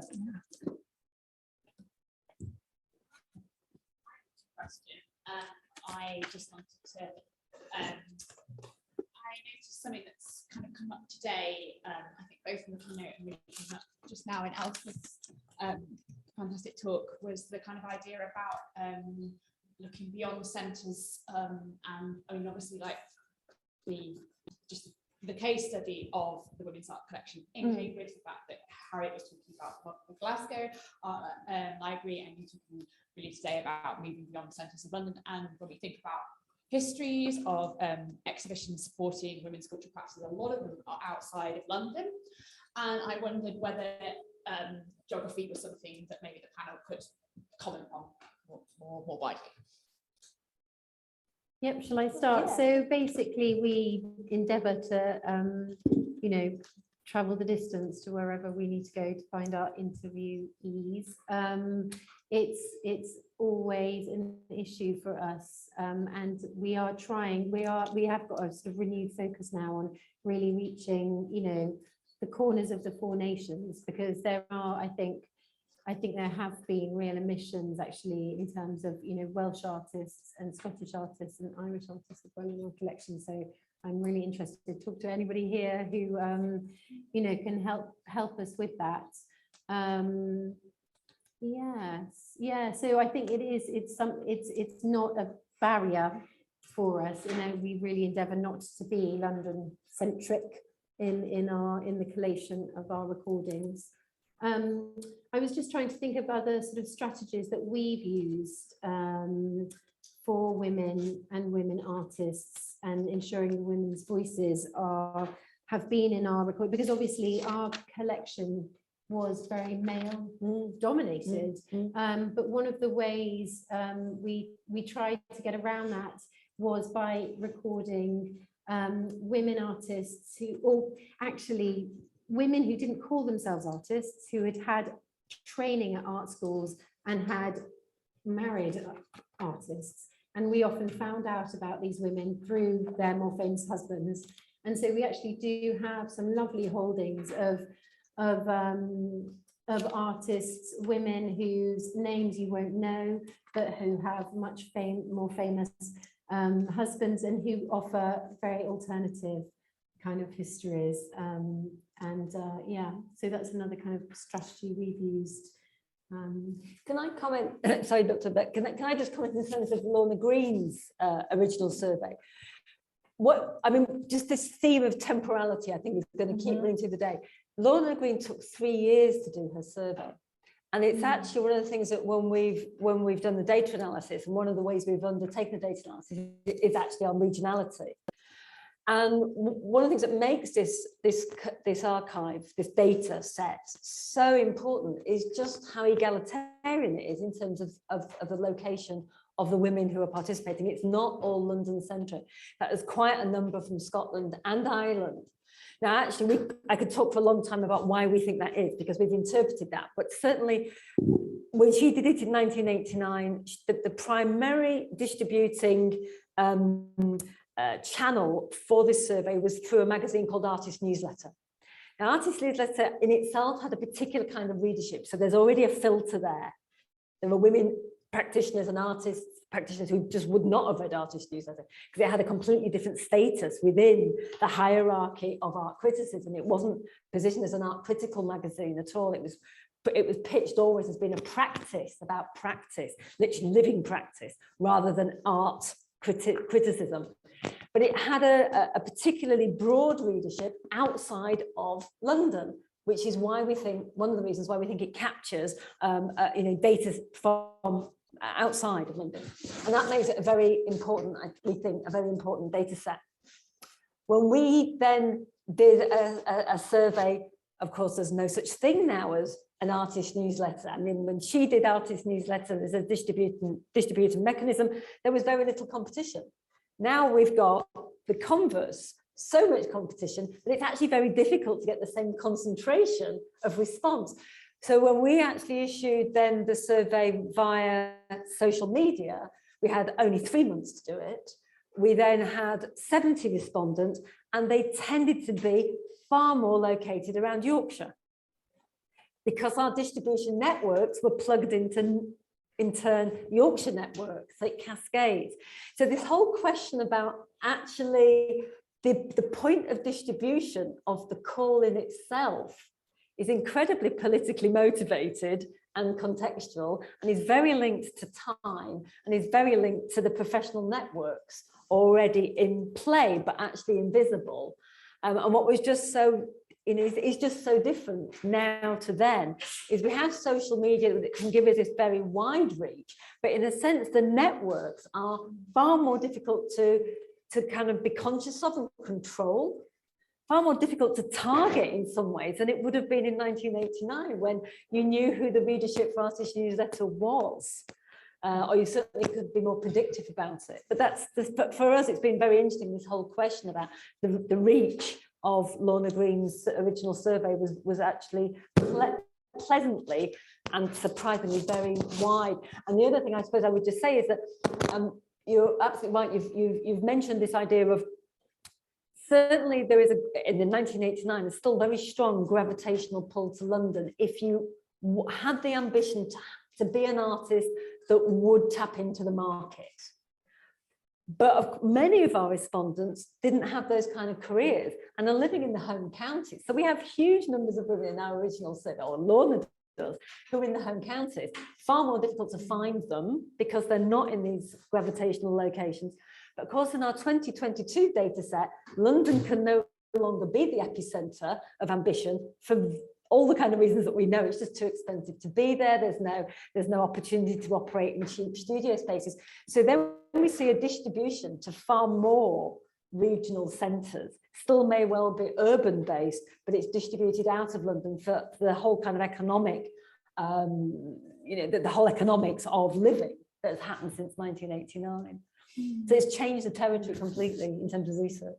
Yeah, I'd add to that in terms of geography, something that we found so far is that the method of kind of finding these potential interviews on a long list is different depending on where we're working. So the Irish context, for example, is much more dependent on these conversations, going to see people and having these initial chats, rather than archival work where, for example, we go to Goldsmiths and look at the Women Artists Library, for example. So our team members who are in Ireland are doing much more of that work, or tend to, than other parts. But obviously conversations are important everywhere. But I think that's something that we've already noticed, that we've got a dependence on that kind of work at the moment. And just because there aren't access to materials or for us at the moment. Actually, could you talk a little bit about the use of Facebook? Because there is this other, I mean, in her project. Yeah, I mean, Demko is quite active on social media, especially Facebook. I guess that's a generational thing. She probably doesn't, and she told me that Facebook is a really good method for her to invite participation from other women. Also, because in the case of this project, she was focusing on women artists from 100 years ago. So she was talking to people who live now and are spread across the whole country. And she told me that this was a good tool in a way to locate different people. Although it is also interesting because, as I said, she wasn't interested in finding great women artists. She was interested in their lives. She told me that she was very kind of hesitant at the beginning and even scared that what if she discovers that they didn't continue their career, that they just, you know, maybe completed the semester and that was it. And then she found out that out of the 21 women artists, only 2 could not continue their career for a number of reasons. Many of them did not marry, many of them did not have children, so it was very difficult to find family members. So then very often it was through either management of the cemetery, you know, looking, it is forensic, it's ongoing, it is forensic, yeah. So I think Facebook, social media plays a very important role in not only disseminating information, but actually looking for people. Yes, we've used it a lot. And Facebook in Poland is still quite popular, and Instagram, I guess. I'm not sure if she uses Instagram. I don't, so. Yeah. We can talk more, I think, about the kind of searching methodologies in the panel this afternoon, which Kerry's chairing. Anybody got any more questions? Yeah, I wanted to pick up, you know, this idea of exclusions and inclusions. And I was just thinking about the difference in translating a kind of historical revisionism to a contemporary field and the problems that one encounters doing that. Because obviously artists don't just get on and do what they do in a vacuum. And if someone's listening to them, if someone's attending to them, it could mean that their work changes. So you're intervening into a kind of live field, as it were. And I suppose, you know, I was thinking about the ethics, particularly in Aurora Danko's practice, where, you know, she's co-opting the work of artists who aren't around to give her permission. Like you said, you know, this was a question that came up when she was making the work. But I suppose in all your projects, this intervening into artists' lives, it's not a passive thing, is it? Because you're not just receiving that or exposing that. You literally have the power to change what they do. So I wondered if you could talk a little bit more about how you kind of grappled with those ethics of that will naturally have some kind of exclusions. If I briefly, I think what is interesting in the case of the way in which Demko is engaging with the materials that she finds is that this was a time when many of the women were writing diaries. And for example, the first female student, Sofia, she was gifted she had access to the 50 notebooks that Sofia wrote about her practice. So she's very careful, trying not to kind of, I know where you're coming from, but she's not trying to kind of intervene, but she's presenting the artworks in a very particular way, as in the case of this exhibition. But she's also trying to find spaces for the artworks so that they are properly archived, because some of them were hidden. People didn't even know that they had them at home. But she's also trying to find as much of the kind of first-person personal accounts in different archives across the country. For example, in Ossolineum in Wrocław, which was one of the largest archives in Poland, she found diaries of Joanna, who did the miniature sculpture, the relief of the female nude, where she was describing how she was not allowed to do it, but by one of the professors. So she actually dropped out of the academy. Then she did a 4-meter sculpture. Then she couldn't find a place to actually display it. So then she actually built her own home in Warsaw, where the sculpture was displayed. The photograph was included in the exhibition, and then the home was bombarded by the Germans, etc., etc. So, you know, there are all those stories. And there is this kind of ethical issue. Where is the line? And it certainly has a massive impact on her, because she told me that her practice changed immensely because this project, she really realized that no one really cared to teach her about, you know, women in Polish art, or specifically in Krakow or anywhere. And that's something I can relate to with my. Yeah, I was going to say that it's a really interesting observation, Rebecca. Thank you. And it makes me think it's something I should explore actually in the interviews, because I probably haven't. I've never assumed the power of the interview in that way, but you're right, it must have an impact. We always try and devote a session with the artists at the end to sort of reflect critically on the process and their experience of being recorded. I think it's really interesting to think about how the artists use the process as well, and probably I've had one artist, gallerist, who won't mind me revealing this, but Robin Klasnick, talking very active, who runs Matt's Gallery in London, and he talked in a very active way about it being actually a work of art in itself, making this recording, which I think is quite interesting. And he's thought about how he could use it in an exhibition. I mean, artists have such different approaches. I mean, we try, I suppose our job, we feel, is to be as invisible as possible during the process in a way. They're very sort of gently probing our approach, and what's really wonderful about them is that we have the scope to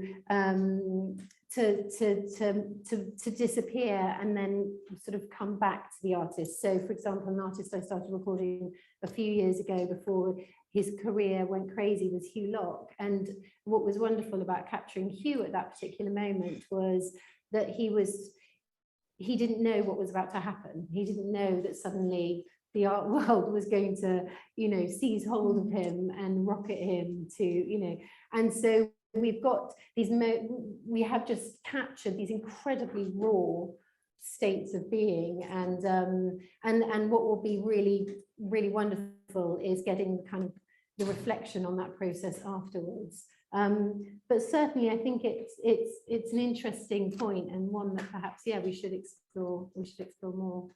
And actually I just wanted to add, because I think it's very much now part of a kind of contemporary approach to oral history or life story methodology, that one critically reflects within the interview process itself on the consciousness of the event of communication. So that in a way, old style oral history that is still practiced a lot and actually has its value, is not to be conscious of the constructed moment. But now there is much more of an emphasis on the acknowledgement that this is mediated, that this is a moment that actually one might think differently even half an hour later, that one actually is experiencing something that actually later on in life might one return to differently. I mean, all of this now has become part and parcel of the practice of oral history as a more kind of critically conscious practice, in a way that previously it was much more about point, ask questions, and let someone verbatim recount, archive that as the truth of the situation, and there it becomes evidence. It's the whole territory now is questioning the very idea of evidence, isn't it? And and then Rebecca's point specifically about whether the process feeds directly in as an intervention into an artist's practice is one that, yeah, it's really interesting. Round off. Yeah, I mean, to add to that, we thought quite a lot about the intimacy of the interview process, and but also the point to make an intervention, that there is a hope that we will impact through that conversation, whether it's the artist's practice or others' work through encountering these interviews. But since we're kind of in it, it's very difficult to kind of talk to question of exclusion, because we're kind of still grappling with that. I think there was two things there that you were talking about, the kind of the ethics of the interview and then the problem of exclusion, and we're really kind of in the midst of both, and we're starting to think about some of those through making sure it's an iterative process through that live care document, but something that will be needing to think about once we go through the process further. But we've had a lot of thought and conversation around the intimacy particularly, and what that means for to be the interviewer and the interviewee within that setup, which is speaking to the kind of the criticality that you're talking about, Anna, there. I mean, there's so much. I think we're actually even just talking about the methodology. There's so much more that I'm sure all of us here could talk about, because we're passionate about it as a method. And if anybody wants to talk to us about it sort of during the day, but I really think in the interest of stomachs, energy, we should wrap up what has been a fascinating morning. I've really enjoyed listening to all of your projects. So thank you very much indeed.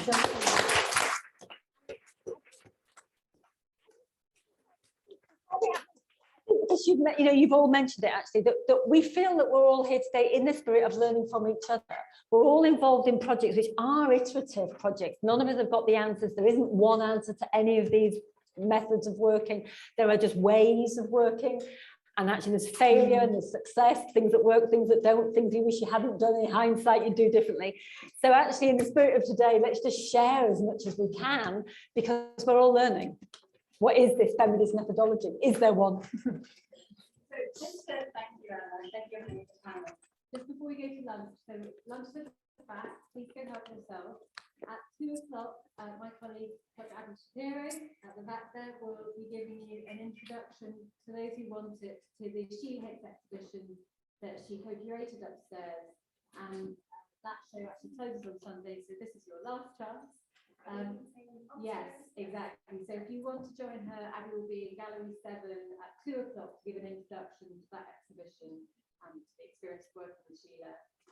If you want to go upstairs at all, my colleague Charlotte Morgan, the program manager, at the back of the stickers, and those stickers will allow you into the gallery.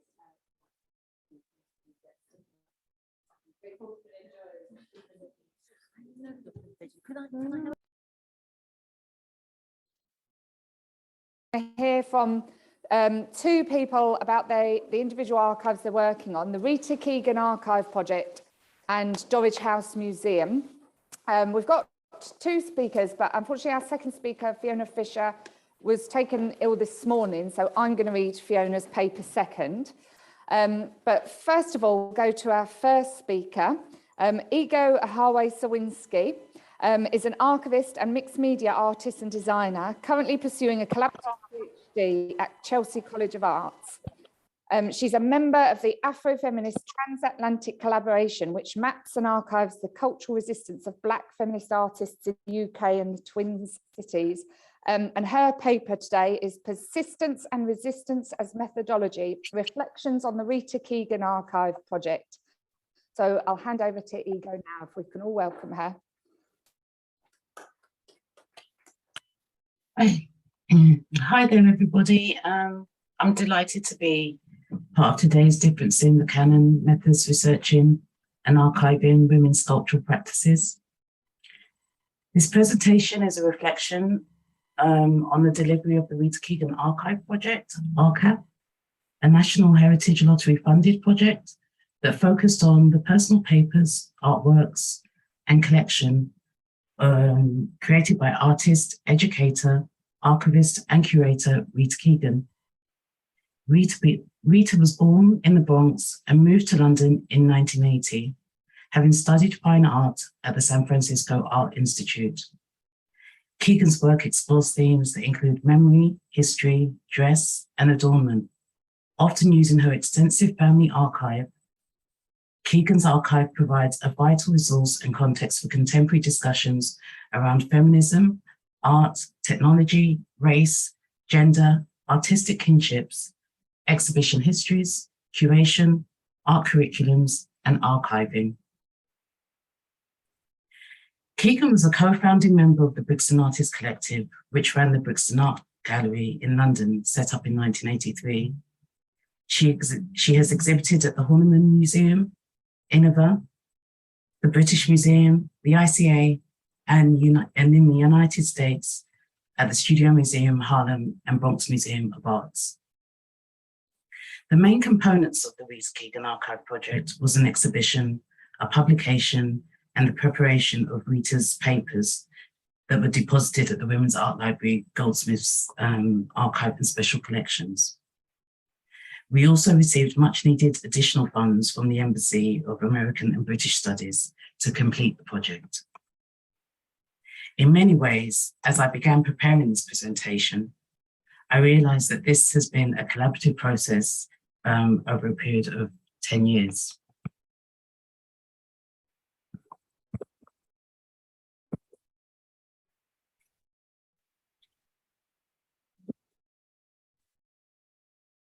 So in the beginning, the living artist as archival method.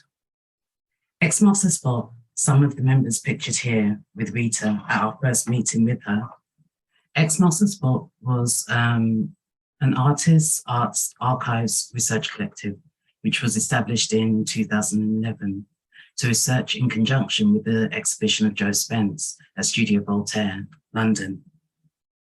Ex marks the spot included Eula Buren, Mystique Holloway, Lauren Craig, Louise Shelley, Gina Nembard, Emma Heddich, and Zai Holloway, and myself. We took the focus of Spence's work on body image, health, and the representation of a life lived in the most social political form possible. We delivered talks, workshops, exhibitions, events, live broadcasts, and developed a blog and a Twitter page. As a collective for a concerted period, the Women's Library at Goldsmiths functioned as our base, or HQ. It was during this period we were introduced to the Women of Colour index files that Rita had created. By chance or archival serendipity, Gina Nembard, pictured here bottom right, attended the same gym as Rita and arranged for us to meet her. This is us pictured here at Studio Voltaire at the Judith Pop exhibition in 2013. We put forward a proposal to work with the Walkie files and received funds from the estate of Gillian Eleanor. Eleanor had been an advocate for the African and Asian Visual Arts Archive during its transition to the University of East London. She was also a key figure in the early meetings that established the Women's Art Library. Ex marks the spot published a 2015 downloadable human publication called Human Endeavour, a creative finding aid for the Women Colour of Index, which gave you a visual snapshot into the archive or collection and files, framed around poems, essays, artworks, and interviews. The independent Lone Ranger as archival method. Keegan's archival collection spans from the 1980s to early 2000 and is a rich resource and assortment of rare ephemera pre-computer from the British art scene. The collection of documents express cultural kinship across generation and narrates the journey of a distinguished artist through a crucial period of British art history and the key role she played within it. For International Women's Month 2022, Rita's papers and archives were repackaged, catalogued, and deposited at the Women's Art Library, ready to be accessed for research. In many ways, in the end, the repackaging and organizing was for the best part quite swift. We were able to do it over the period of a month because we had been preparing for this moment over years. Also, Rita being an archivist was clear. It was clear in the way she wanted her materials organized. Most of Rita's materials were organized to replicate binder folders that she had organized in decades that she had in her home and would show people when they came to visit. Then there were subjects and themes. There was an element of pulling and bringing and finding to put back together like a jigsaw, or literally a breathing, living archive that expands and contracts. The key was to do the laborious back-end work, back-end archival work, to avoid adding to the backlog often found in unresourced archives. In many ways, myself and Rita began to realize that this was just the beginning, not the end. And we discussed what it looked like to sustain a relationship with the archive, the Women's Art Library. How do we support the archive? How do we continue to curate Rita Keegan's papers? Rita included a selection of books that are on permanent display in the reading room at Goldsmith's Special Collections, providing visibility and a pathway, or in reality, pathways into further research of Rita Keegan's practice, networks, exhibition history, key conferences, groups, collectives, etc. The research file created as part of the archive exhibit is in there alongside her publication. This takes away one of the barriers, the problem of having to only use or depend on the search engine as a source to access and explore her collection. This allows a visual and tactile pathway into her collection. Whilst cataloguing, we found there was inevitable surplus of ephemera, exhibition-related materials. Rita wanted to also ensure that she still had, at very least, duplicates that meant that she didn't have to go to the Women's Art Library to research her own life, and materials were available to her at her home studio when she needed. This was important. We didn't want to strip Rita of what is still a live, rich resource of materials that she is still drawing from in her practice.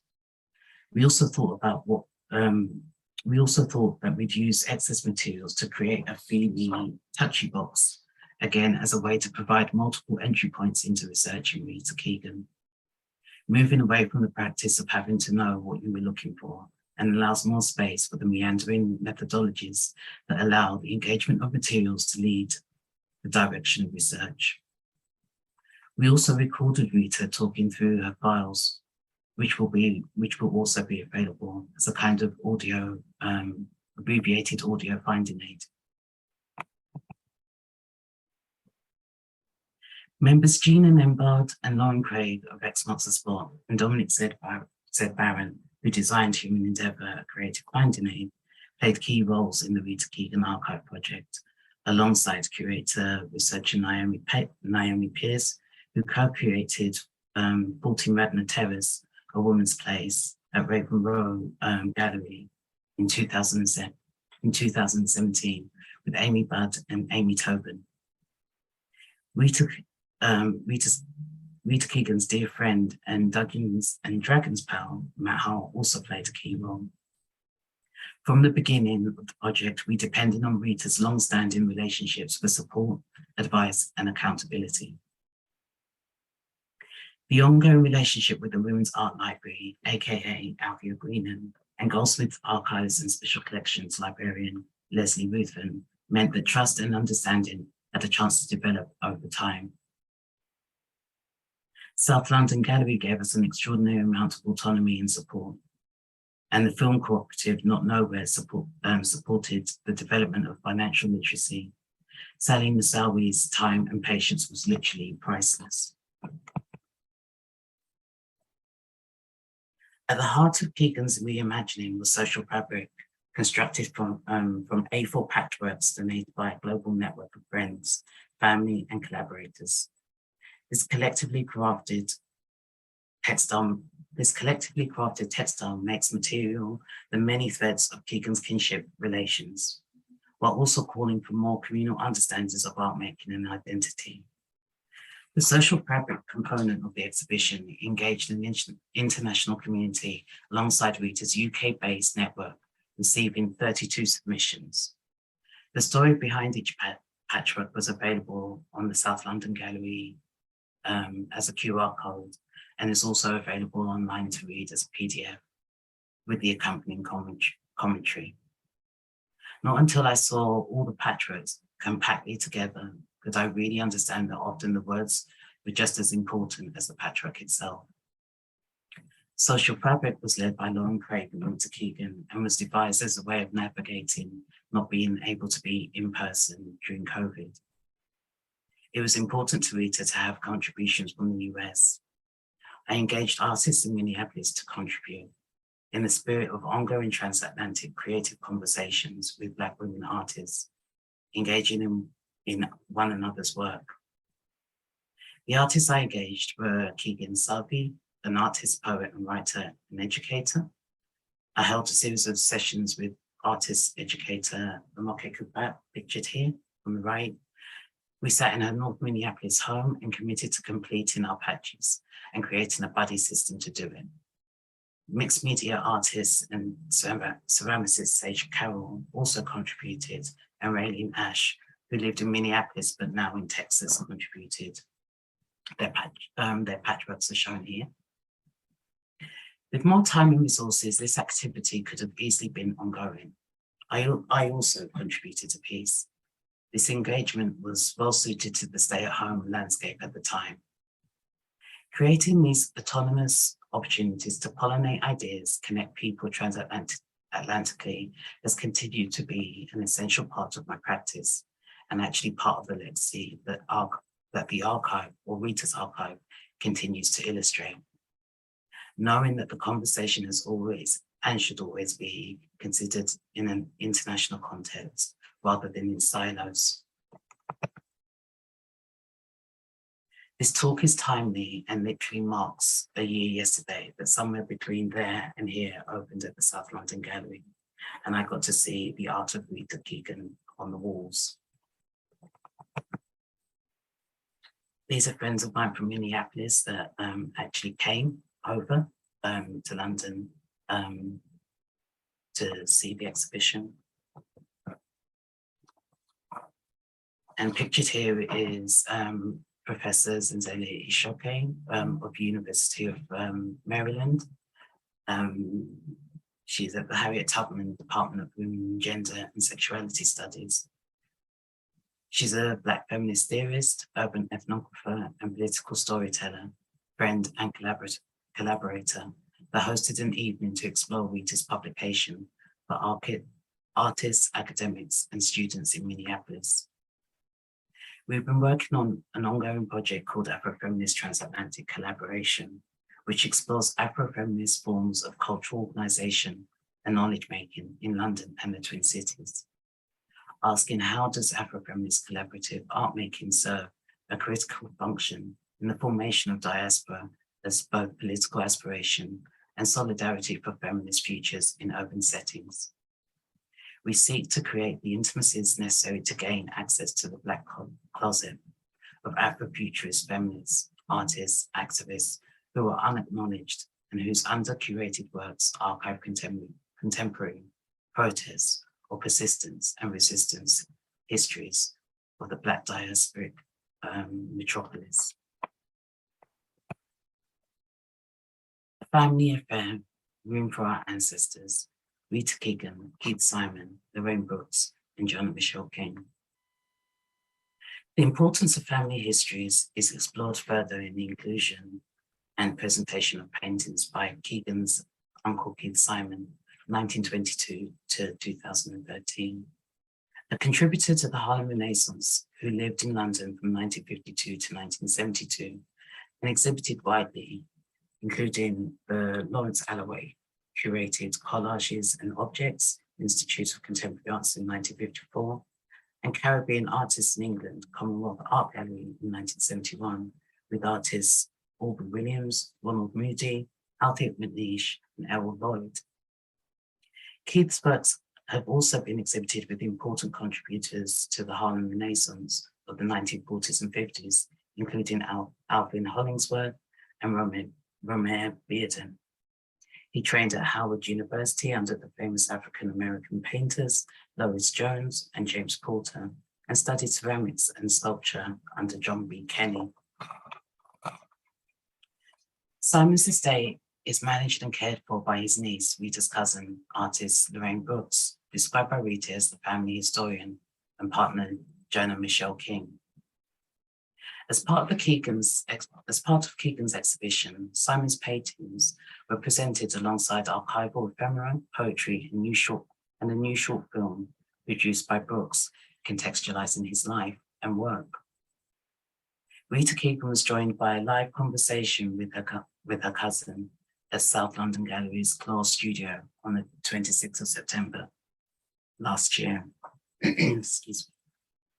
Brooks and King's presence added another layer not easily quantifiable, but it did crystallize the power of projects such as the Rita Keegan Archive Project to create outcomes and connections that are unforeseen. I'd been in conversation with Lorraine since 2017, and we had been in touch ever since. Rita had one day received pictures of her family, uncles, aunts, and grandparents. One of the photos was of Rita and Lorraine sitting on the bench seen here on the left. Rita suggested I should contact her. It was fascinating when she arrived for the exhibition last year, it was fascinating for the whole team. They sounded alike, joked and laughed the same way, and it was enjoyable to see them reminisce.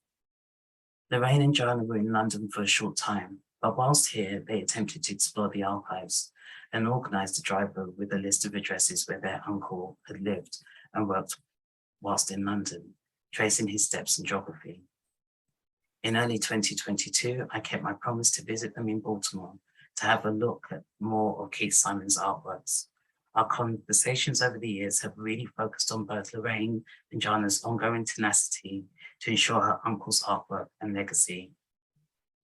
Her ongoing tenacity has often reminded me of Cynthia Moody, artist Ronald Moody's niece, who worked and strived to secure her uncle's legacy and estate. We continue to share any bits of research or link or trace to Simon's life in London. I would also share Cynthia Moody's writings on her uncle with Lorraine to inspire and express to her that there is value in what she is striving to do. Having spent time researching with the historian Gemma Romain, the recognition of the value of a Black gay artist of Afro-Caribbean descent, who spent time living, studying and exhibiting in London in the 1950s to the 1970s, is rare. They are custodians of over 400 artworks, hundreds of photographs and slides, notebooks, poetry, and exhibition ephemera.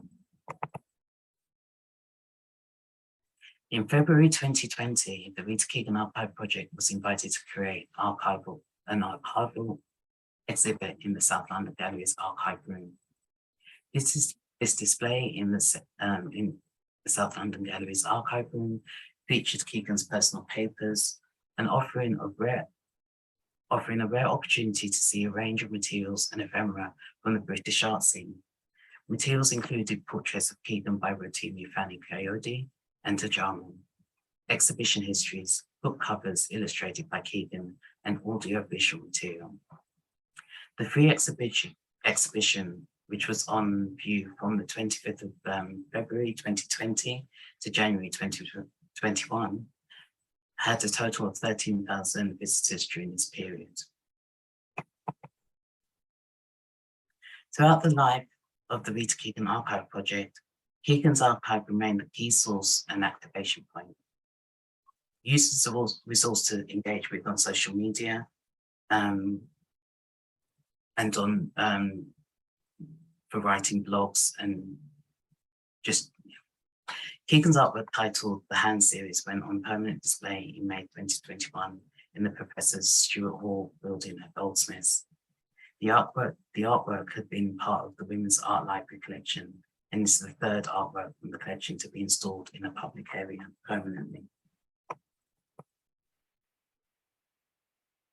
In August 2021, Mirror Reflecting Darkly, the Rita Keegan Archive was published in collaboration with Goldsmiths Press and MIT Press. The publication documents the artistic practice of Rita Keegan from exhibitions at major venues to everyday life as a working Black female artist. Accompanying the selections from the archive are 13 contribution essays and personal reflections from a range of writers, academics, artists, including Keegan herself, which expand upon the themes from the material, networks of creative kinship, the story of Black British arts, self-archiving, and archiving as activism. The book was available for purchase in the South London Gallery shop, Tate, Serpentine Gallery, Good Press in Glasgow, as well as online. It's also available in all Lambeth Borough libraries in the borough which Rita resides. The first one of the publication produced 500 copies, and the response was extremely positive. We are hoping that an e-book version will be published, which would ensure wider distribution and the likely possibility of being added to art-based educational courses, course curriculums, and reading lists. Over the 3 months the exhibition was installed, over 7,000 visitors attended the exhibition. 496 colleges and university students visited the exhibition. 32 visitors attended the public talk. That was during sort of COVID regulations. 21 group tours took place. 11 colleges and universities visited. 96 school children visited the exhibition. 3 workshops were held for students. Discussions were held with young curators. Rita was interviewed by 3 PhD students. And the Rita Keegan Archive facilitated 2 sessions with MA curating courses. And there was unplanned engagement on Instagram through the hashtag Rita Keegan. Here we have just a sample of articles and blog pieces that were published during that time. The key here is to produce writing to ensure she is able to be written about and cited. Through the duration of the project, Keegan became increasingly in demand and contributed to the British Art Network annual conference, Genealogies of Black Curating in Britain. She also produced a short film for the British Art Network. Keegan was also invited by the English Shona Bowring to participate in the Royal Academy Summer Exhibition, seen here. And she was also invited to participate on the nomination panel for support structures by Serpentine Galleries Fellowship Programme. In April 2022, Rita was awarded an honorary fellowship award at Goldsmiths University of London. She is in the company of comedian Lenny Henry, artist Mona Hatoum, composer Evelyn Wallin, MBE, and author Bernadine Everesta, OBE. It felt wonderful. It felt like a wonderful way to celebrate all that Rita has achieved over decades. So after this whistle-stop tour of activities, I hope you were curious about the portal that is Rita Keegan's archive. My hope is that Rita continues to be supported to create. It indeed takes a village. Investment into her practice, so it's not just a one and done kind of thing in regards to her exhibition. More exhibitions, purchases of her artworks for national collections, particularly from a regional viewpoint, and thought and consideration to the resources she requires. It feels important for me to state that members of the Rita Keegan Archive Projects team, Naomi Pierce, Lauren Craig, and Gina Nembard, have continued to support the practice of Rita Keegan on a voluntary basis. There are plans to establish a Friends of Rita Keegan Archive. Rita is hoping to raise further funding to sustain the project. The funds will support Rita to maintain a creative assistant and administrator post and the project website, allowing her space to focus on her practice rather than administration. Keegan's archive spreads beyond the materiality of the physical collection. It signals towards a vast untapped reserve of tangible and intangible cultural heritage.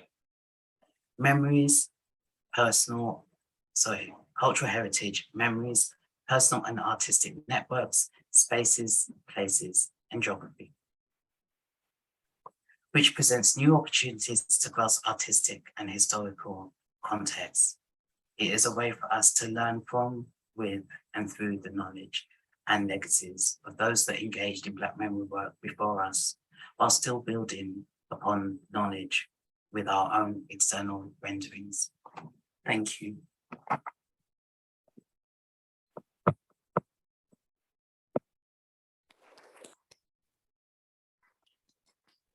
Thank you so much. That was such an interesting full paper about Rita Keegan and the archive project and the team. We're going to save questions for the end. So if you have questions, just hang on to them. We're now going to move on to Fiona Fisher's paper, read by me. So please bear with me. There we go. Okay, so just a quick introduction to Fiona. Fiona Fisher is the curator of Kingston University's Dorridge House Museum, the 1930s former home of Dora Gordine and her husband. She's a member of the university's Modern Interiors Research Centre, and in her curatorial role, co-edits Dora, Dialogues on Women's Creative Practice and Thinking. Thank you for inviting me to participate today. I'm pleased to have this opportunity to reflect on our recent contemporary programme at Dorridge House Museum and share some of the approaches and insights artists have brought to the life and work of Dora Gordine. Dorridge House is the former studio home of Gordine and her husband Richard Hare. The house was completed to Gordine's design in 1936 and was her home until her death in 1991. It was subsequently acquired by Kingston University and established as a museum. The house offers a unique context in which to explore the work of a woman sculptor in a self-determined architectural setting that functioned as her home, workplace, and a critical pillar of her professional life.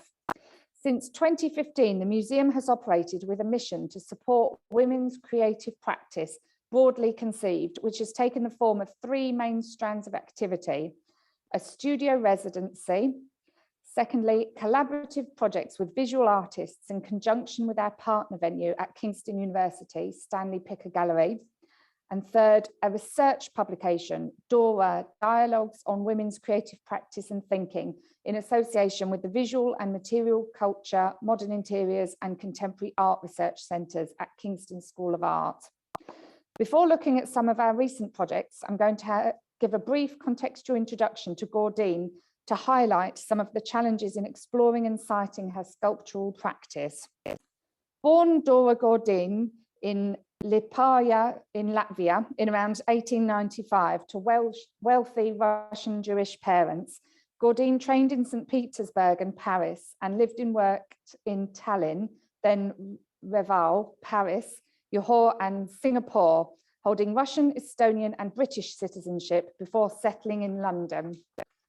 She exhibited in Tallinn from 1917 and achieved critical success in the late 1920s, exhibiting at the Salon de Tuileries in Paris, I'm so sorry about my pronunciation, the Leicester Galleries in London and the Fleckheim Gallery in Berlin. She was committed to figurative sculpture throughout her career, modelling and casting her work in bronze. While acknowledging Gordine's privileged social position in terms of her resources, education and ability to travel and make work, Penelope Curtis has described her sculpture as unprivileged, in being of a type very much suppressed in the narrative of modern sculpture, but which was alive with possibilities in the interwar years. Gordine's work of the 1920s and 30s evidences her cross-cultural interests, notably her interest in Asian sculpture and subjects, and her negotiation of modernism, realism, and abstraction, which she pursued in Paris in the second half of the 1920s, and while living and working in Johor from 1930. In Johor, Gordine acquired British citizenship through her marriage to Dr. George Garlick, a Cambridge-educated physician and art collector, and secured a major commission to provide sculpture for the interiors of Singapore's new municipal building, which had opened in 1929 and was an important and impressive site and symbol of colonial power. She was one of the first women to produce public sculptures for the city. While continuing to enjoy success in Europe, Gordine travelled extensively in Southeast Asia, drawing on the experience in her sculpture, paintings and drawings, and in later lectures and writings on the sculpture of ancient China, Indochina and Java, for which she had a deep respect. A consummate self-promoter and networker, Gordine established supportive social and professional relationships early on in her career. And this became central to how she made and sold work, and continued to do so in London from 1935 joining key professional societies, participating in high-profile exhibitions, befriending critics and curators, working to ensure her work appeared in key institutional contexts and the press, and using Dulwich House as a scaffold for her career. She remained active as a sculptor until the early 1970s. Since the mid-1990s, research by my colleagues Professor Fran Lloyd, who's here today, Dr. Jonathan Black, and former colleague Brenda Martin has resulted in the first monograph and catalogue raisonné of Gaudine's sculpture, a drawings catalogue, and the first retrospective exhibition of Gaudine's work. Like other mobile women sculptors that trained, lived, worked, and exhibited in diverse international contexts, Gaudine is difficult to place within national art histories. I'm going to begin with work by filmmaker and multidisciplinary artist Annalena Peel-Linner, a feature-length creative documentary film on Gaudine, and a recent project to develop a gallery film for visitors to Dulwich House. Both films draw on published and archival sources and employ a mixture of contextual archival footage and photographs, original interviews with Gaudine and those who knew her, photographs of Gaudine at work, and writings and interviews on and about her. These are presented in documentary sequences punctuated with imagined scenes performed by actors. While rooted in historical archival research, including a wealth of original Russian and Estonian language sources, the film also adopts speculative positions, bringing diverse archival materials together to suggest or promote the possibility of connections between aspects of Gaudine's life and work that have yet to be explored, or for which supporting evidence has yet to be found. Peel-Linner's research has generated specific new knowledge of Gaudine's early life, family background, and social networks, along with a wealth of new research materials. Gaudine's father, Mark Gaudine, about whom little was known, is revealed as the builder of Gaudine House, a large commercial and residential block in Rival, now Tallinn, for which no architect was used and for which he was publicly criticised in the press. Her brother, Nikolai, emerges as an entrepreneurial figure who patented a new method for the construction and installation of monolithic concrete walls. Approaching Gaudine through this family history of commerce and innovation seems helpful in understanding her approach to the making and selling of her work, and her confidence in taking on substantial architectural projects to secure the type of living and working environments in which she could be most productive, successful, and autonomous as a woman sculptor, notably by remaining comparatively independent of galleries. Similarly, examples of negative coverage of the family's activities in the Tallinn press suggest a context for Gaudine's careful management of public impressions and why, throughout her life, she chose to obscure aspects of her past, including her Jewish identity. Detailed investigations into the history of Gaudine House have also helped situate Gaudine more firmly in relation to the wider social and creative life of Tallinn, including its cosmopolitan nightlife. Café Linden at Gaudine House attracted performers from across Europe and showcased dance in various forms, from Oriental dance to ballet. Dance was a significant and long-standing thematic interest within Gaudine's sculpture, expressed in her major work, Javanese Dancer of 1927 to 28, through to her post-war figures of ballet dancers. Placing materials in conversation, such as this early photograph of Gaudine alongside participants in the Café Linden programme, suggests the potential of performance as a thematic lens through which to explore her sculptural interests and sources in conjunction with her self-presentation. Linden is also identified as the regular meeting place of the leading Estonian literary group, Siuru, with whom Gaudine and her artists' friends, the Mai sisters, Christine, sculptor, later book designer, Natalie, costume and theatre designer, and Lydia, an architect and later watercolourist, had connections. Peel-Linner's film research and films have helped place Gaudine in relation to other women artists. Recent scholarship, such as Kai Stahl's work on the Mai sisters and a spectrum of women's creative practice in the city, opening new avenues for research and possibilities for exploring her sculpture. The research has also helped complexify readings of Gaudine's early work in relation to its modernity, drawn along national lines in the early 1920s, and her artistic status and identity as she moved between countries and continents and had her work represented within these contexts. Variously described as Russian, Jewish, Estonian, British, and Malayan in published articles, and presented both as a professional sculptress/sculptor and as a woman with an interesting hobby, her status fluctuated in line with contextually specific social, political, gender, and class norms at different points in her career.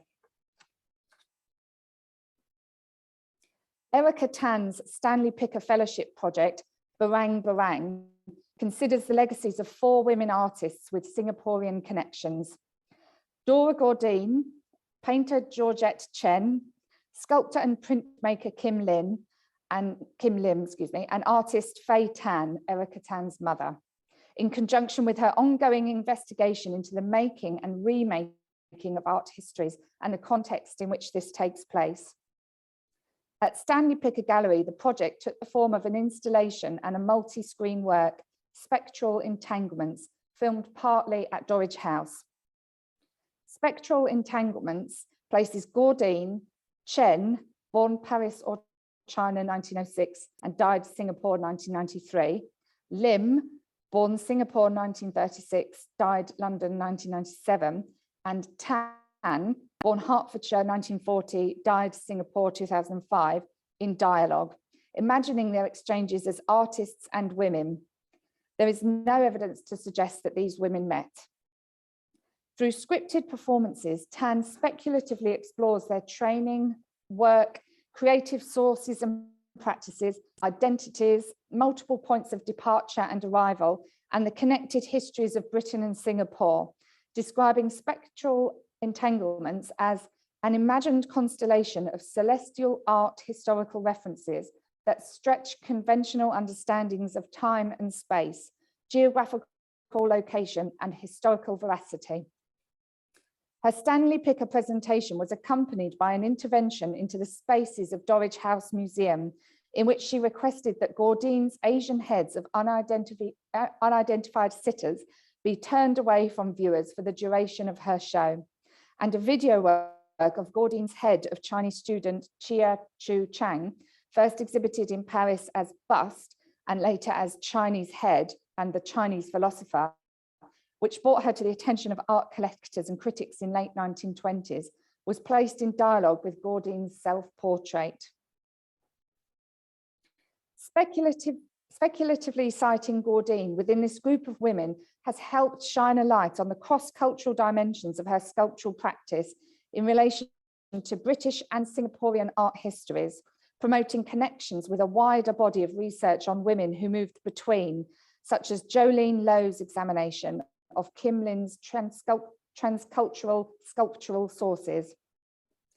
Tan's project was also shown in the exhibition Art Histories of Forever War, Modernism Between Space and Home at the Tapai Fine Arts Museum, positioning Gaudine, Lim, Chen and Tan within the context of investigations into overlooked aspects of the history of art in Southeast Asia and against a background of Cold War politics.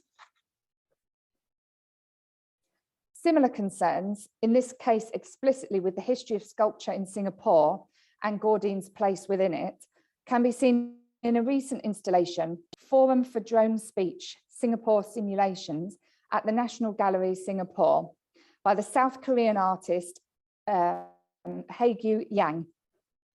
The gallery is located within Singapore's former Supreme Court building and the former municipal building for which Gaudine was commissioned to produce sculpture in the early 1930s, both deeply connected with the city's colonial past.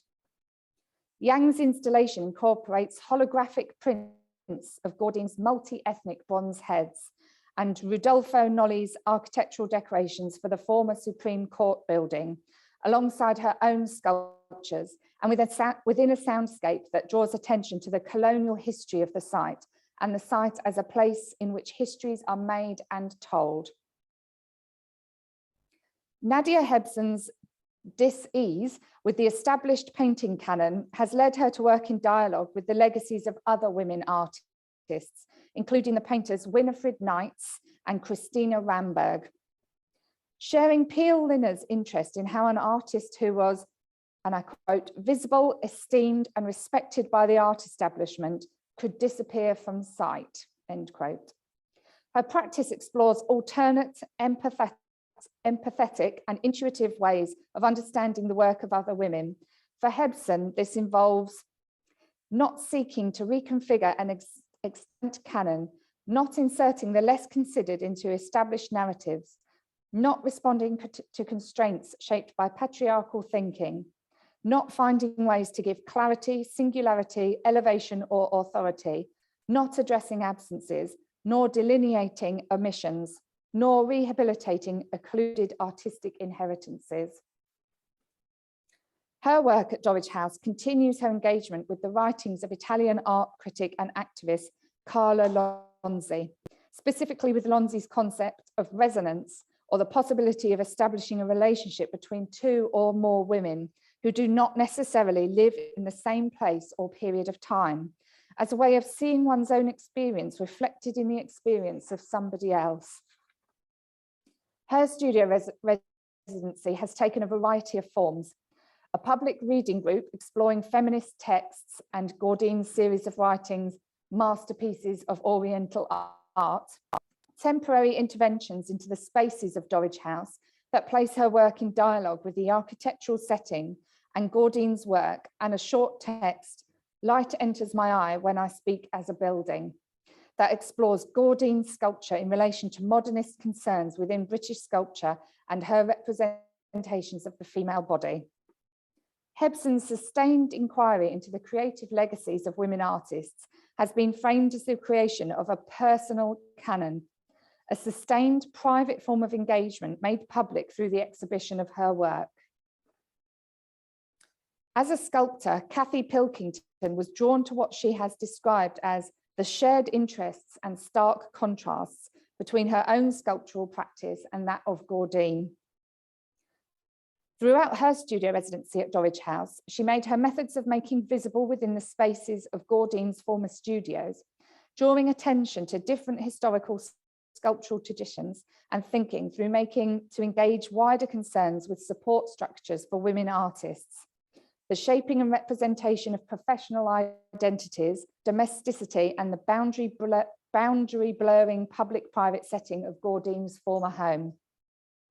In addition to a major installation of work in Gaudine's former modelling studio and placement of work in the former gallery and apartment, another outcome of the residency was this photograph of Pilkington working on a portrait head of Gaudine, and its recreation of a highly staged press photograph of Gaudine and hair at Dulwich House, speaking to the historical mediation of the work of women sculptors as a lens through which to consider their work. Interdisciplinary artist Orit Ashery's web series Revisiting Genesis originated in Ashery's considerations of the origins of her own practice as an artist, a reflection on longevity and what it takes to keep going as a woman artist, and a consideration of digital legacies. The series combines fictional dialogues with interviews with people with life-limiting conditions and explores digital and emerging technologies of dying, social networks, care, and feminist reincarnations of women artists. In episode 10, Dora, Amy, Genesis, filmed largely at Dulwich House, Gaudine is used as a vehicle through which to explore the genesis or Ashery's feelings about being a semi-visible woman in the art world.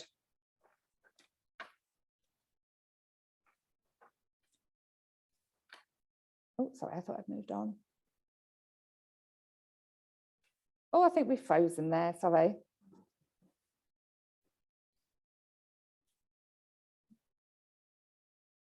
Oh, thank you, Claire. While slide 16 emerges, I'll just carry on. Thank you. Oh, thank you, you've got the magic touch. Other artists have engaged more obliquely with Gaudine's work in relation to wider themes impacting women. Artist Judy Price has been involved closely with the Reclaim Holloway campaign, a coalition of activists and local people working toward a vision for the former Holloway Women's Prison site in London, and which is to include a new women's building. Her project, The End of the Sentence at Stanley Picker Gallery and Dorridge House Museum, explored the impact of the criminal justice system on women. Price's engagement with Gordine was serendipitous, coming about through her discovery that Gordine's Happy Baby of 1947 to 48 was presented to the prison in 1948 and placed at the entrance of what was to become the prison's mother and baby unit. In Price's film, The Good Enough Mother, the camera focuses on the darkly lit, slowly rotating bronze, while actors from the feminist Clean Break theatre group perform a script drawn from first-person accounts of incarcerated pregnancy and motherhood. At Dorridge House, Price's installation, Reverie, placed Happy Baby below a mirror that allowed its observation from different parts of the gallery, highlighting gendered histories of surveillance and observation within the prison context and between artist and subject, and a new positioning for the work. To draw some conclusions, the artists we've worked with have brought a variety of methods to bear in exploring Gordine's work in what now forms a fluid and ongoing process of reassessment and reframing. We've taken an open approach to their explorations of our holdings, supporting them to following their interests while signposting materials at Dorridge House and in other archives. Their projects have generated a wealth of new research materials and possible future lines of inquiry. Most have approached Gordine as an artist, taking an enlarged view of her practice that incorporates her design of Dorridge House alongside her sculpture, paintings, drawings, writings, and aspect of her self-presentation and lifestyle. Common to several projects are their subjective reference points. Erica Tan's concern with what to do with her mother Faye Tan's artworks and possessions after her death, in conjunction with her ongoing inquiry into the writing and rewriting of art histories. And Nadia Hebson, Kathy Pilkington, and Auric Ashery's questioning of what it takes to build and sustain a creative life as a woman artist today. In the case of Hebson and Tan, working dialogue with the legacies of other women artists and exploring minor figures as a means of considering possible futures. For Hebson, not with the aim of individual artistic recuperation, but as a reflective mode of inquiry and means of finding different ways of thinking, talking about and valuing women's work that informs her own practice. In Tan's case, in relation to Gordine, Lim, Chen and Tan, to speculatively explore the cross-cultural dimensions of their practices and entangled histories. Work shown at Dorridge House has taken the form of critical interventions into the institutional setting of the museum and engagement with the historical domestic setting and its semi-public, semi-private status to reflect on Gordine's work and the networks and structures that supported and enabled its production. Peel, Lina, Tan and the work of Hae-Gyu Yang point to the specific historical conditions and contexts of sculptural patronage in Estonia, Britain and Singapore, and the positioning of Gordine as a woman sculptor within these international contexts. Tan and Yang's work, making an intervention at a moment of wider reassessment of the history of sculpture in Singapore and the place of women within that history, expressed in recent curatorial research and the new exhibition, Nothing is Forever, Rethinking Sculpture in Singapore at the National Gallery, Singapore, running to February 2023. While Gordine provides a singular model in having a self-designed studio house museum dedicated to her life and work, her boundary-crossing life offers the possibility of multiple points of engagement. Collectively, the critically engaged, research-led methods of practice employed by the artists we've worked with have begun to open new paths to explore her work and suggest models through which to approach the work of other women sculptors in relevant and inclusive ways, with sensitivity to specific cultural contexts and sculptural practices. We just applaud Fiona. Thank you, Fiona.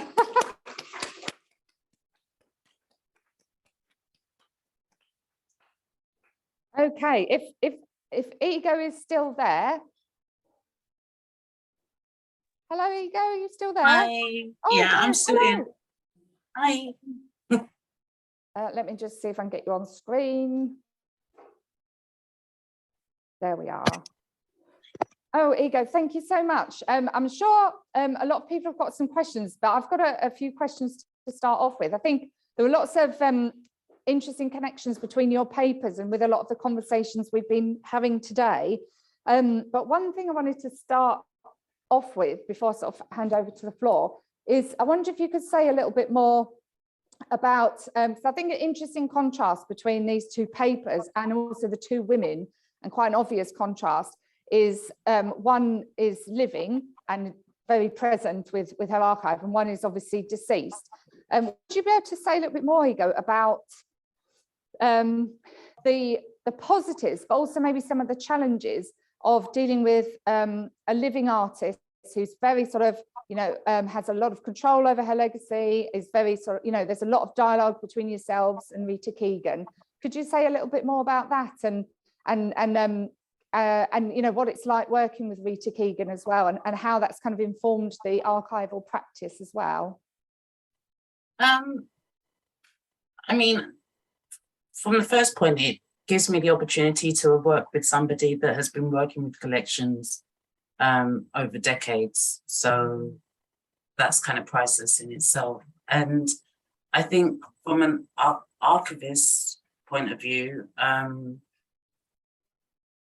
there's nothing comparable to somebody else being the actual person that's the record creator, having being able to create context that I never could with the document as we go through, and how rich that makes the collection and how you kind of end up navigating it. So I think it's kind of an ideal scenario, really, from an archival point of view, to have the input. I don't see it as a, I'd love to see more of that way of working. I think the culture is that people die and then the collection comes in. But I think it's important to think, and, you know, yeah, and each time she would look at a document, there's a different story to tell with that particular document or poster or photograph. So I think thinking about that within our archival practice is important. Thinking about what we miss when we don't work like that. Yeah, that's really interesting. I'm aware of time, but maybe if someone has a very quick question, we probably ran over, I was probably reading a bit slowly, sorry. Does anyone have any quick question or thoughts or comments to Ego or about the two papers or two women? Yes, hello, Denise. Oh, I think we'll wait for the microphone.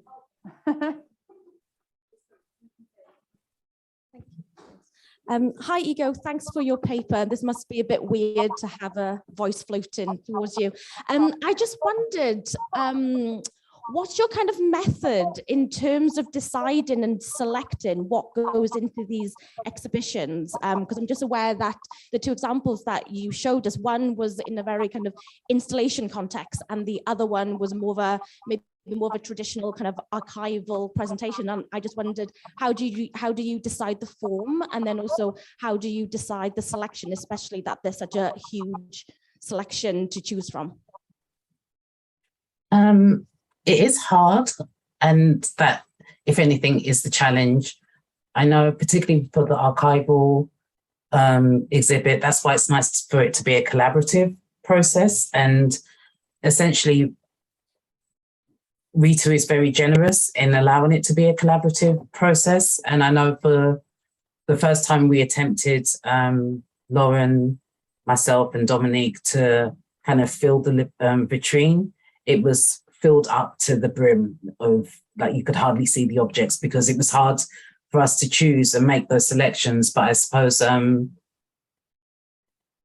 think we were looking for showing the broadest amount of relationships within we took the challenge of showing the broadest amount of relationships and themes within our vitrine, alongside providing audio visual. So there was a documentary called Ordinary People, which was on the sort of little screen, a 3-part documentary. And then we also had a research folder that had lots of articles that provided another sort of entry point. But it's a challenge. Thank you. Thank you, Ego. I'm afraid we're going to have to leave it there because we've overrun slightly. And I think we could talk to you about this for ages. It's been really interesting. Thank you for such a full paper. And obviously, thank you, Fiona, as well, for preparing such a very prepared paper that I could actually read from, rather than what I'd have done, which is some sort of random notes. So, yeah, if we could all just give Ego and Fiona a round of applause. Thank you so much. Thank you. Have a great afternoon. And now we've got a break, and at 4 o'clock is the third panel of the day, Whose Archive?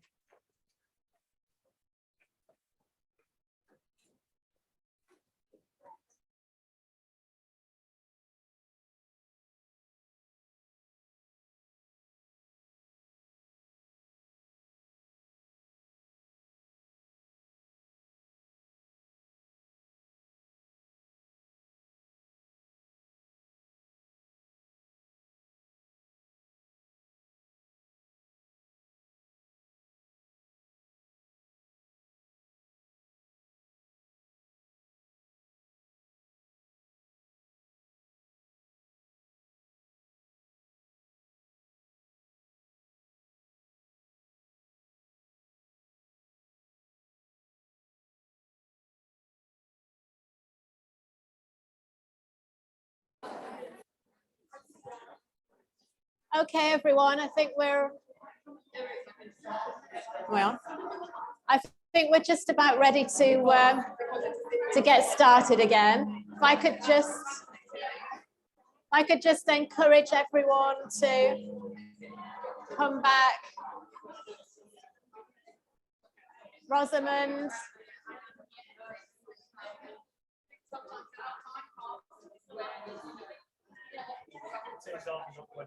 Okay, yeah.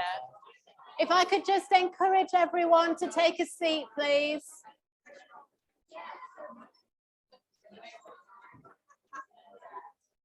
They're coming. Yeah. I need a gavel.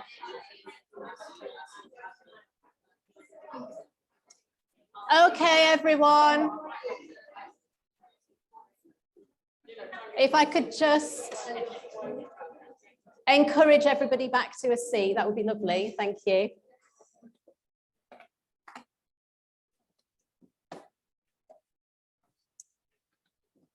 Okay, welcome back, everybody, for our final panel of the day, which is titled Whose Archive?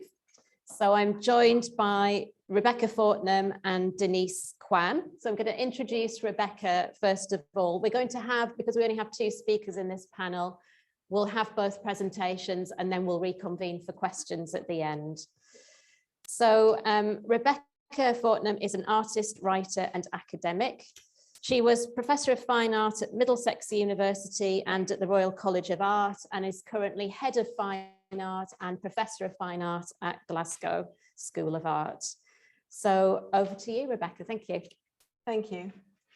And thanks for allowing a painter to intervene in a sculpture conference.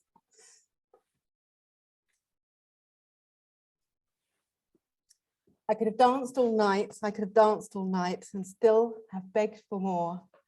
I could have spread my wings and done 1,000 things I'd never done before. So sang my grandmother when I was little. Later, I realized the song came from My Fair Lady, where the gorgeous Audrey Hepburn, slightly unconvincing as a common flower girl, looked divine as a lady in her Cecil-Beaton dresses. My grandmother had left school at 14 to become a maid in a wealthy London household and knew the power of elocution. Years later, as a mother of 3, she spoke beautifully when attending the parents' evenings and founders' days of the schools her children attended. George Bernard Shaw's Class Hoax, a thought experiment based on Henry Sweet's phonetics as a passport to social mobility, surprisingly still makes sense. But for me, his reinterpretation obscures the fascination at the heart of the Pygmalion story. That is the transformation from stone to flesh, from inert to sensible matter via desire. By the mid-1990s, my grandmother couldn't move very well, and she had arthritis, a uterine prolapse, and various other ailments, which included the rejection by her body of the metal pin that had been put in her hip to secure it when it had broken as she fell down the cellar stairs.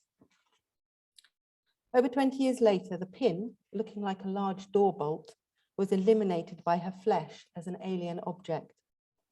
Having broken the skin, it was eventually wrenched free from her body by its ungrateful recipient at home one afternoon. During this period, I inhabited an upstairs room of her house, and which I used as a studio, and so I was around to help with her ablutions and other duties of the body. Whilst thus occupied, I often thought of how she had tended me as a child, and how now this care was being returned. Looking at her body made me think of mine, both past and future. And my memory of her seems to reside in my body like the song, particularly now as it begins its journey towards immobility. You died before I had time, marble heavy, a bag full of God, ghastly statue with one grey toe, big as a Frisco seal. Sylvia Plath writes of her father, imagining him as a colossus, his body swelled to enormous proportions and made of unforgiving material. Stone cold, dead, his physical occupation of the world comparable to the place he held in her psyche. But colossi weren't always big. They were statues made to commemorate the no longer living, a way to ensure those important to us abide with us a little longer. The flesh transformed to stone.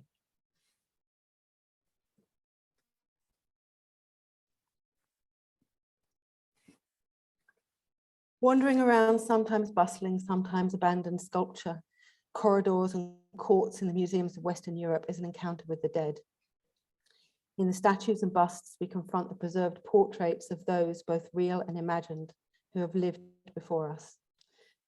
We see not only the representation of others, but can imagine their physicality and the way they stood before their image to review it, the image that now we are also in front of.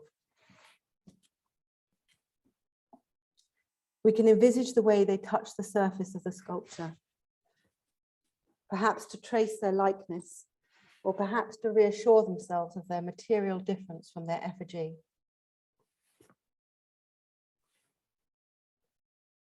And before us too, embedded in the surface, the presence of the artist and their technicians, the marks of their tools, their hands moving dexterously or clumsily in pursuit of their vision. Scanning the work with the eye, we're forbidden to touch in the museum. This haptic looking allows the surface to open up, to transform. Terracotta or marble turn to skin, muscle, bone.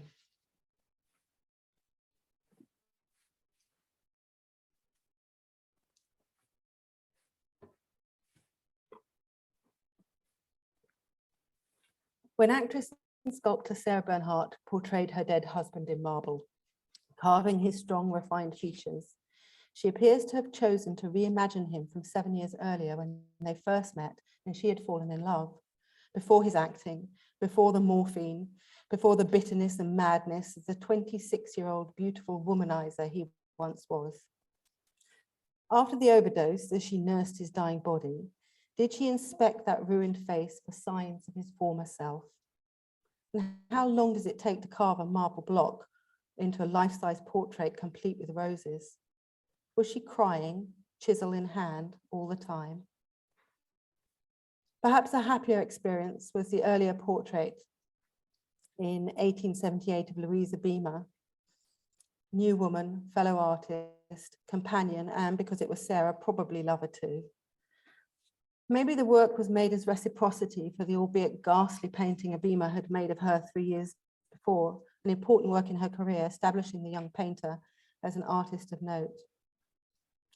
Now it stands just outside the cafe in the Musée d'Orsay, allowing those waiting in anticipation of a pleasurable lunch to admire her stylish chignon and the self-possession of her downward glance.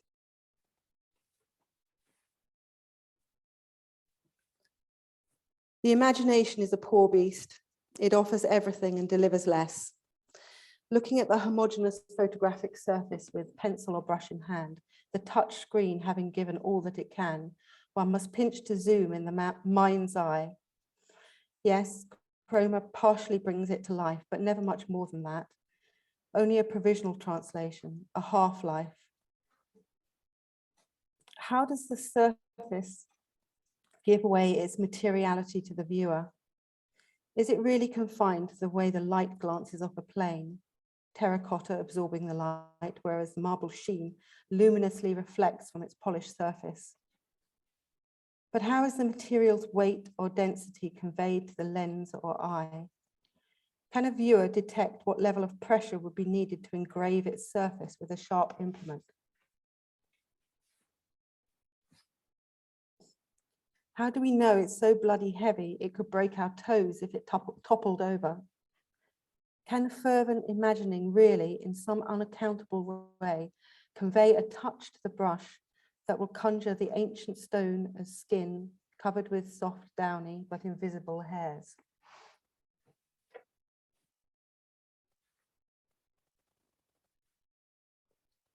Rodin didn't think Bernhardt was a very good sculptor. It is reported he found her too sentimental. Camille Claudel, however, he judged to be an exceptional talent, and she appears to have paid the price for his admiration.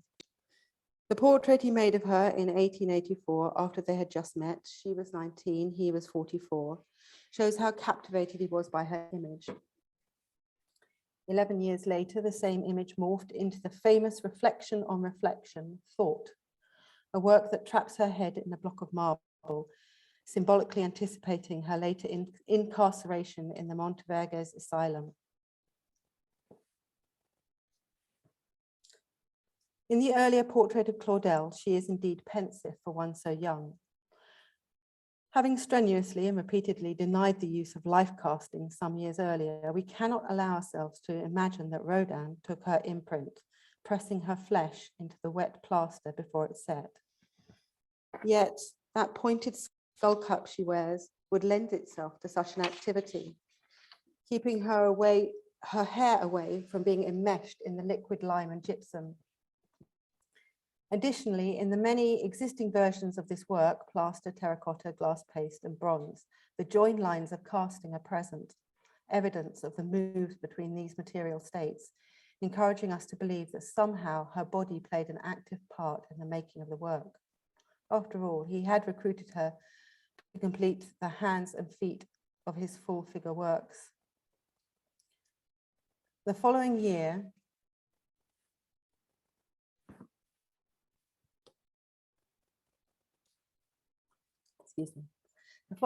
she was to make a portrait of her own. Jeune femme aux yeux clos, a powerful, strong-jawed woman whose reverie seems to betray a pent-up energy, but whose identity remains unknown. Paint here acts as another term in a list of material translations, flesh and bone to hard and soft mineral, to pixels and retina screen, to ink on paper, to oil and pigment. A distancing which allows intimacy. The soft bristles loaded with paint of an intense hue, glancing over the silky gessoed board, smoothed by the sandpaper's rhythmical abrasions. The brush then is guided not just by the image, but also haptic memory and projection. An act of faith, a moment of belief, not just in the artist or their work, but in the importance of somatic remembering.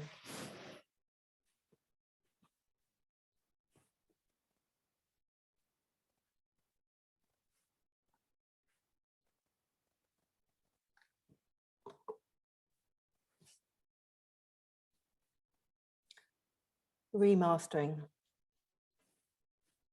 Hilda.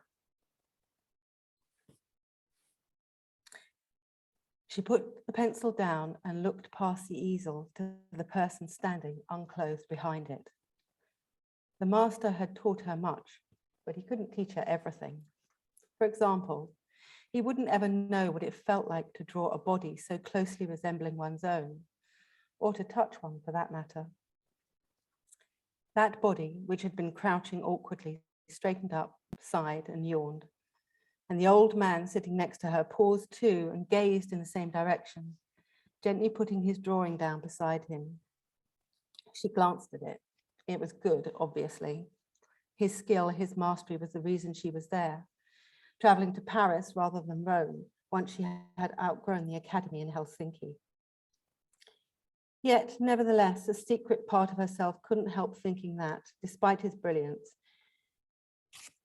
he didn't quite recognize or capture what he beheld. He thought he was drawing his muse for her powerful limbs, for her physical gestures, for her heart-faced shape. Without a doubt, the model was a contradiction, uniquely self-contained, yet so extraordinarily expressive. But what he hadn't realized, the old fool, she was sorry to think of him disrespectfully, but although he was a master where women were concerned, he really was a fool. That the subject of their intent depiction was, how should she say it? The woman's own skills were magnificent, her touch original, her vision was true. In short, she was a genius. This was something Hilda had known before she had gone to bed with her. Despite that pleasure also being afforded to the master, he was still blind to her greatness.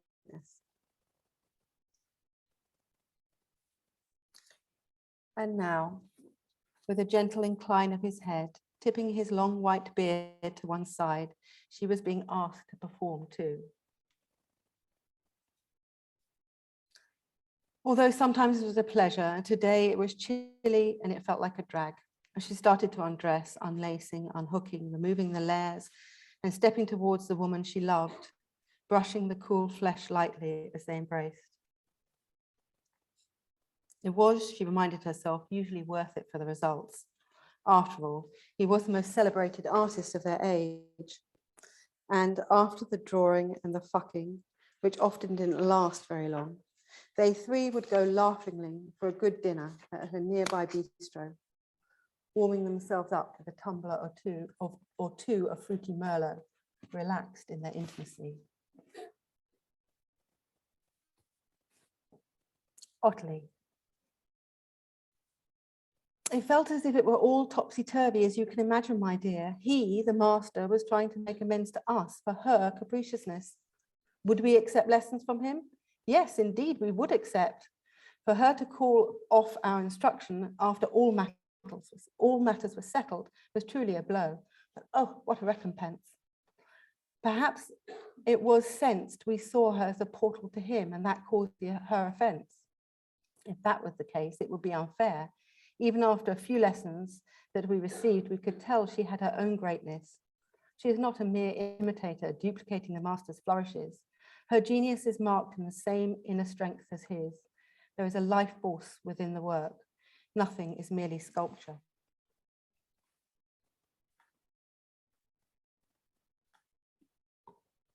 But her erratic behavior is a worry, and he seems to feel responsible in some way, as if by loving her, which he clearly does, even though it's a secret, a dreadful task has been embarked upon for which he must make amends. And she knows her power too. Is she punishing him, or can't she help it? Would such impulsiveness be tolerated in a man? Who is to say? But also perhaps, do I dare to believe he has found something of worth in us and sees his time is well spent on such receptive pupils? Or should I say a receptive pupil, because as you know, as dearly as I love her, is too flighty and cannot be counted on. The sweet and serious but very fragile A says she'll also do what she can to instruct us when she is here. She goes to the studio when her health allows and will be returning to her home country soon. Oh, these sculptors, the master and his first and foremost female pupil. Although their dynamic is hard to truly fathom, it is so very distracting in the way it draws their energy. However, I know in my heart the strength of their shared understanding of the importance of art to the world. My dearest, even though we operate in very different spheres, in different spheres of art, sculpture and music, this belief is something we have together too. But I cannot imagine you and I would ever feel the competition the way they do. The sense that they could be swept away by the other completely. You and I are of the more plodding sort. We have to learn our craft as we go, but who knows what we might achieve once acquired.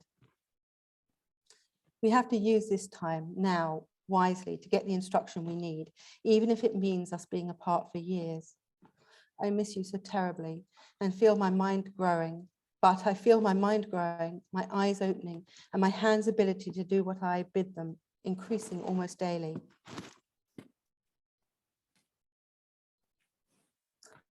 I will bring this back to you, my own one, and it will serve our life together. As I lie in bed at night, I imagine your head on the pillow next to mine, your hands moving over me, exploring my body's properties as I might a slab of clay. You know that is how I understand the master so well. It is through sensory knowledge of you and the feelings you set in motion for me. R knows that I recognize the overwhelming desires of my body houses, and knows that these desires are not for him. Am I the only one? Reserved only for the man that is my husband in everything but ceremony. Alone here at night in Paris, I think of you in London and touch myself in your stead.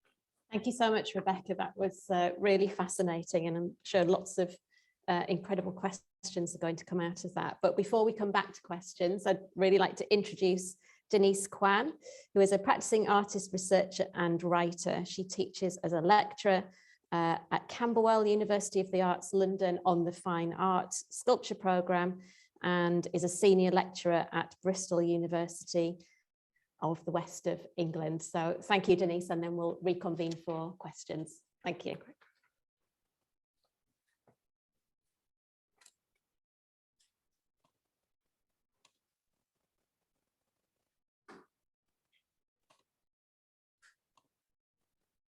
Oh.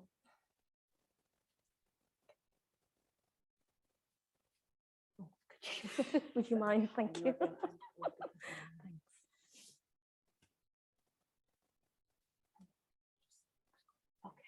Wonderful. Thank you so much. Okay. Hi, everyone. It's a real honor and pleasure to be here today. And thank you so much for inviting me to be part of this conference and panel. It's been a wonderful day. And today I'm going to be shooting from the hip. So I've got some notes, but not that many. So do bear with me. If I'm stuck for words, I will find them. Okay. So to introduce a bit about myself, so I'm an artist and researcher, and my own background is in studio sculpture from a studio kind of context, and also curating. For the last couple of years, I've been really interested in sculpture as a relational and social practice, and its propensity to build communities, particularly within an East and Southeast Asian context. So this is what I'll be talking about today. And I'll be drawing on the insights, both methodological and theoretical, from my PhD research that I did at the University of Westminster. So in that project, I collaborated with 2 generations of British Chinese women, and I was really interested in the material world and in the objects that women have. And particularly in contrast, in terms of how these objects give us alternative histories and knowledges that are not immediately available within public institutions. Okay, so this project started really, kind of took seed in the bottom of my own wardrobe and cupboards. So this was probably about 7, 8 years ago, and in between all the kind of moving and shifting that, you know, everyone kind of undertakes as you're trying to find your life, I came across a pair of pajamas, and I was really struck by the materiality of it. So I was really struck by the type of cotton, the way it'd been made, the way it'd been constructed, the coolness of the cotton. And then I realized that actually, I don't know where these pajamas come from, even though they'd been stalking and following me for the last 10 years of my life. So from this point, I decided to have a chat with my mum. And then she had explained to me that when she was, I think she was 22, 23, these pajamas were part of her wider migratory wardrobe. So as she moved from China to Hong Kong to the UK, she had these pair of pajamas along with a wedding dress. So this was part of her kind of female migratory wardrobe. And what was really striking about this conversation was the fact that we had never, ever had this conversation. And at that point, it made me really reflect on the material embodiment of material things, and for them to be a material conduit into experiences lived and materially embodied. And so from this point, I started to think, okay, what might be in the bottom of other women's cupboards and wardrobes that give us an alternative history of British Chinese identity and narrated from the point of view of women. How might British Chineseness, how might cultural identity be narrated beyond the kind of geographically bound narratives that we might receive within the public institution, that we might be receiving from the museum? So in this way, I'm really interested in the interconnection between material objects and people's lives, and how migration kind of interweaves in this. So in this way, objects do not just provide a stage set into human action, they are integral to it. The central idea is, as people and objects gather time, movement, and change, they're constantly transformed, and these transformations of person and object are tied up with each other. So in this way, I'm really interested, so in this project, I was really interested in how might material objects from the private domestic space construct an alternative narrative and history narrated from the point of view of female migrant British Chinese women. And so this is the wider kind of context, and I kind of describe this as this sense of a contested hypervisibility. So if we look into, say, the Chinatowns within the UK, within the West, we receive this sense of a performative identity, this kind of performative Chineseness that has commercialized and commodified means.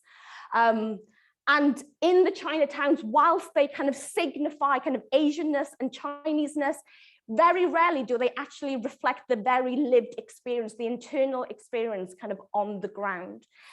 As well as also, I think this is the Chinese Emperor's throne that we will find in the V&A.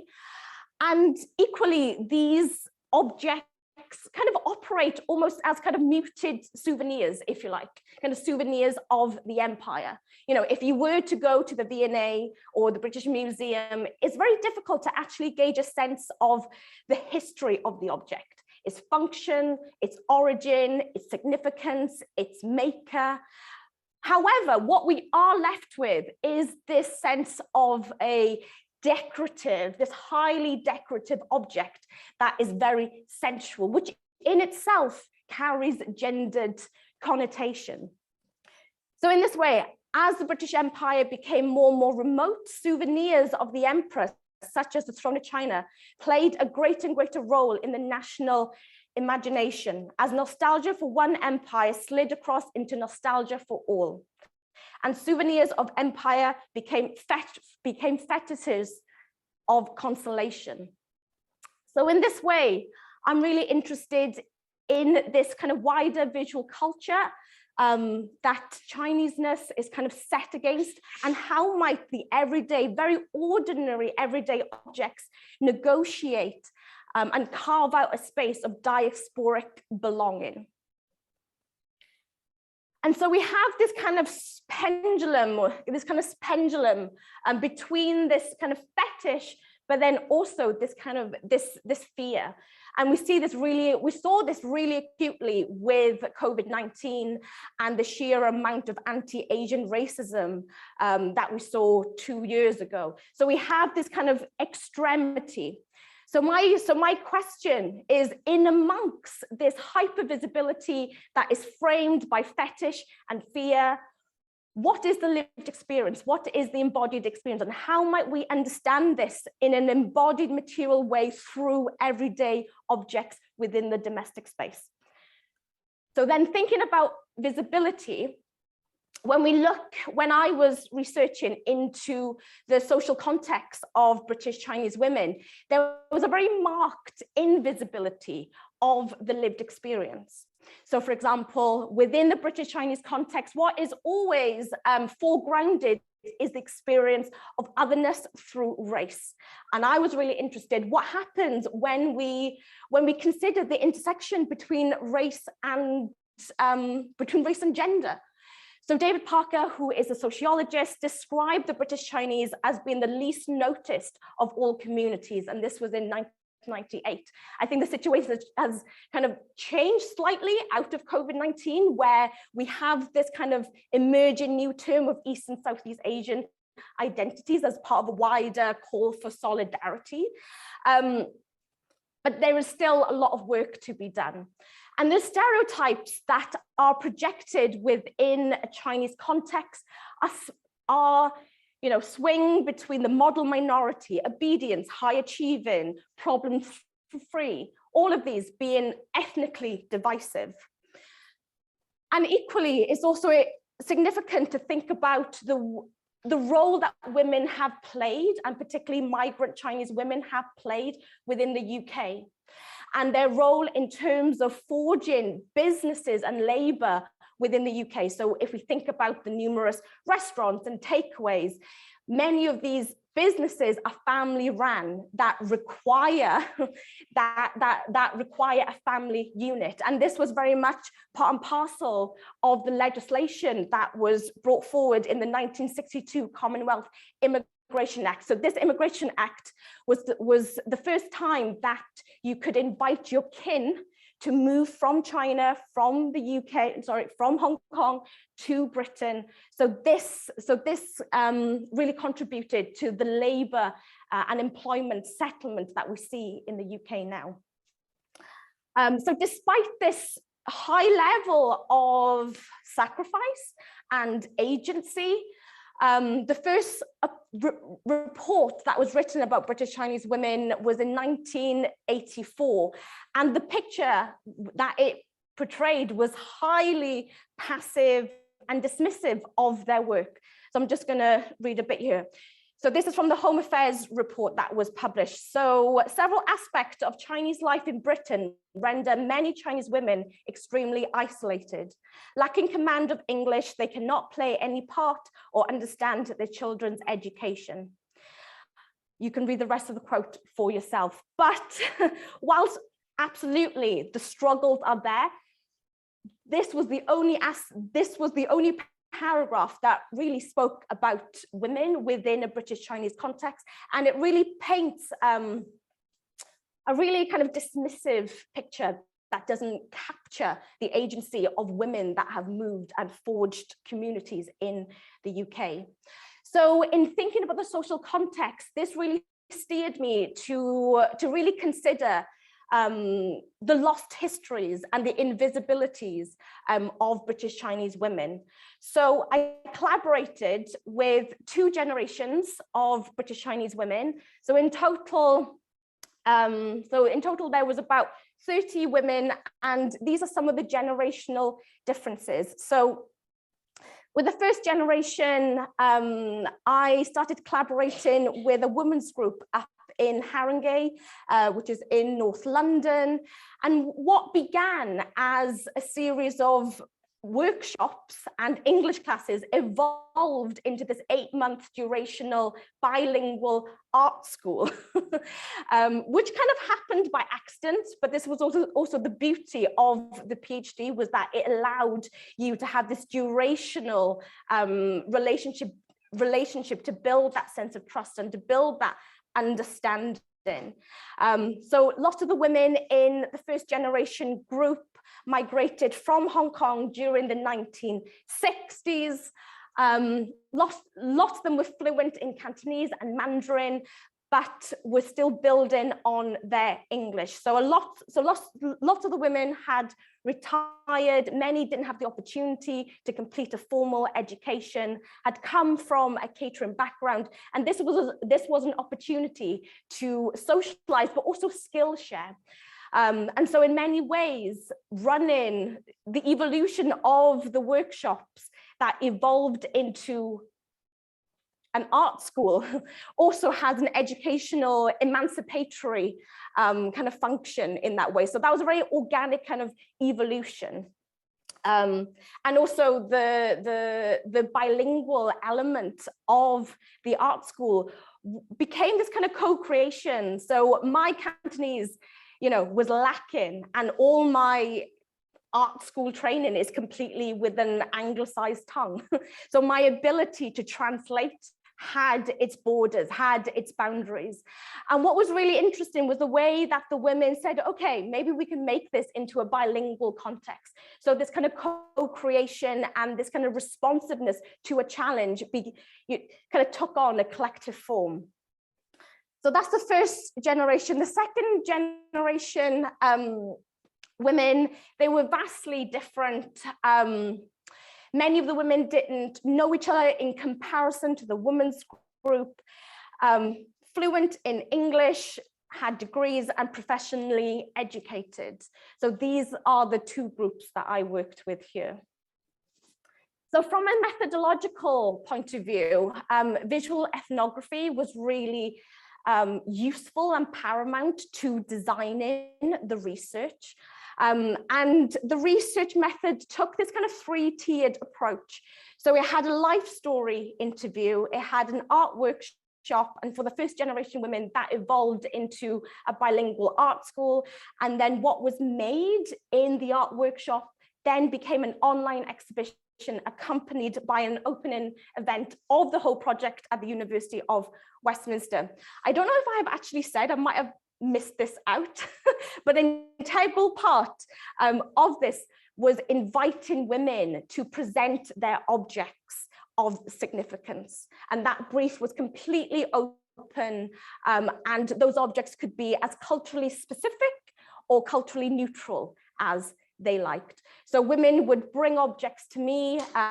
In the interview, we would talk at length, and then I would invite them for an art workshop. And the art workshop was a printmaking and collaging workshop as a way to kind of visualize the inner life of the object. So here are some photographs. So the image, the right-hand side. So this is the bilingual art school that was at Haringey, and these are some of the images that came from the art workshops with the second generation. Okay, so in this way, so So in this way, the use of objects I conceptually view as a way of seeing. So here I've devised this idea of materially embodied visions. So in this way, this is how I conceptually define this idea of materially embodied visions as a form of situated knowledges. So to borrow Donna Haraway, I am arguing for politics and epistemologies of location, positioning, and situating, where partiality and not universality is the condition of being heard to make rational knowledge claims. These are claims on people's lives. A view of a body always complex, contradictory, structuring and structured body versus the view from above, from nowhere, from simplicity. Only the God trick is forbidden. So in inviting women to speak about their lives through objects, I was really interested in creating a context where we could think about subjectivity within its depth, and this being a way to think about objectivity within its beyond its multiple. So in this sense, materially embodied vision is also a way to think about how can women narrate culture from a different point of view. So thinking about how materiality and culture are both part and parcel, and almost the two sides of the same coin. So without an immaterial outlet, a culture cannot be known. The material and cultural are constitutive of each other, as culture and material culture are both sides of the same coin. So I'm interested in that way. So through the making, through the collaging, what they make, how might that kind of redefine culture on their terms?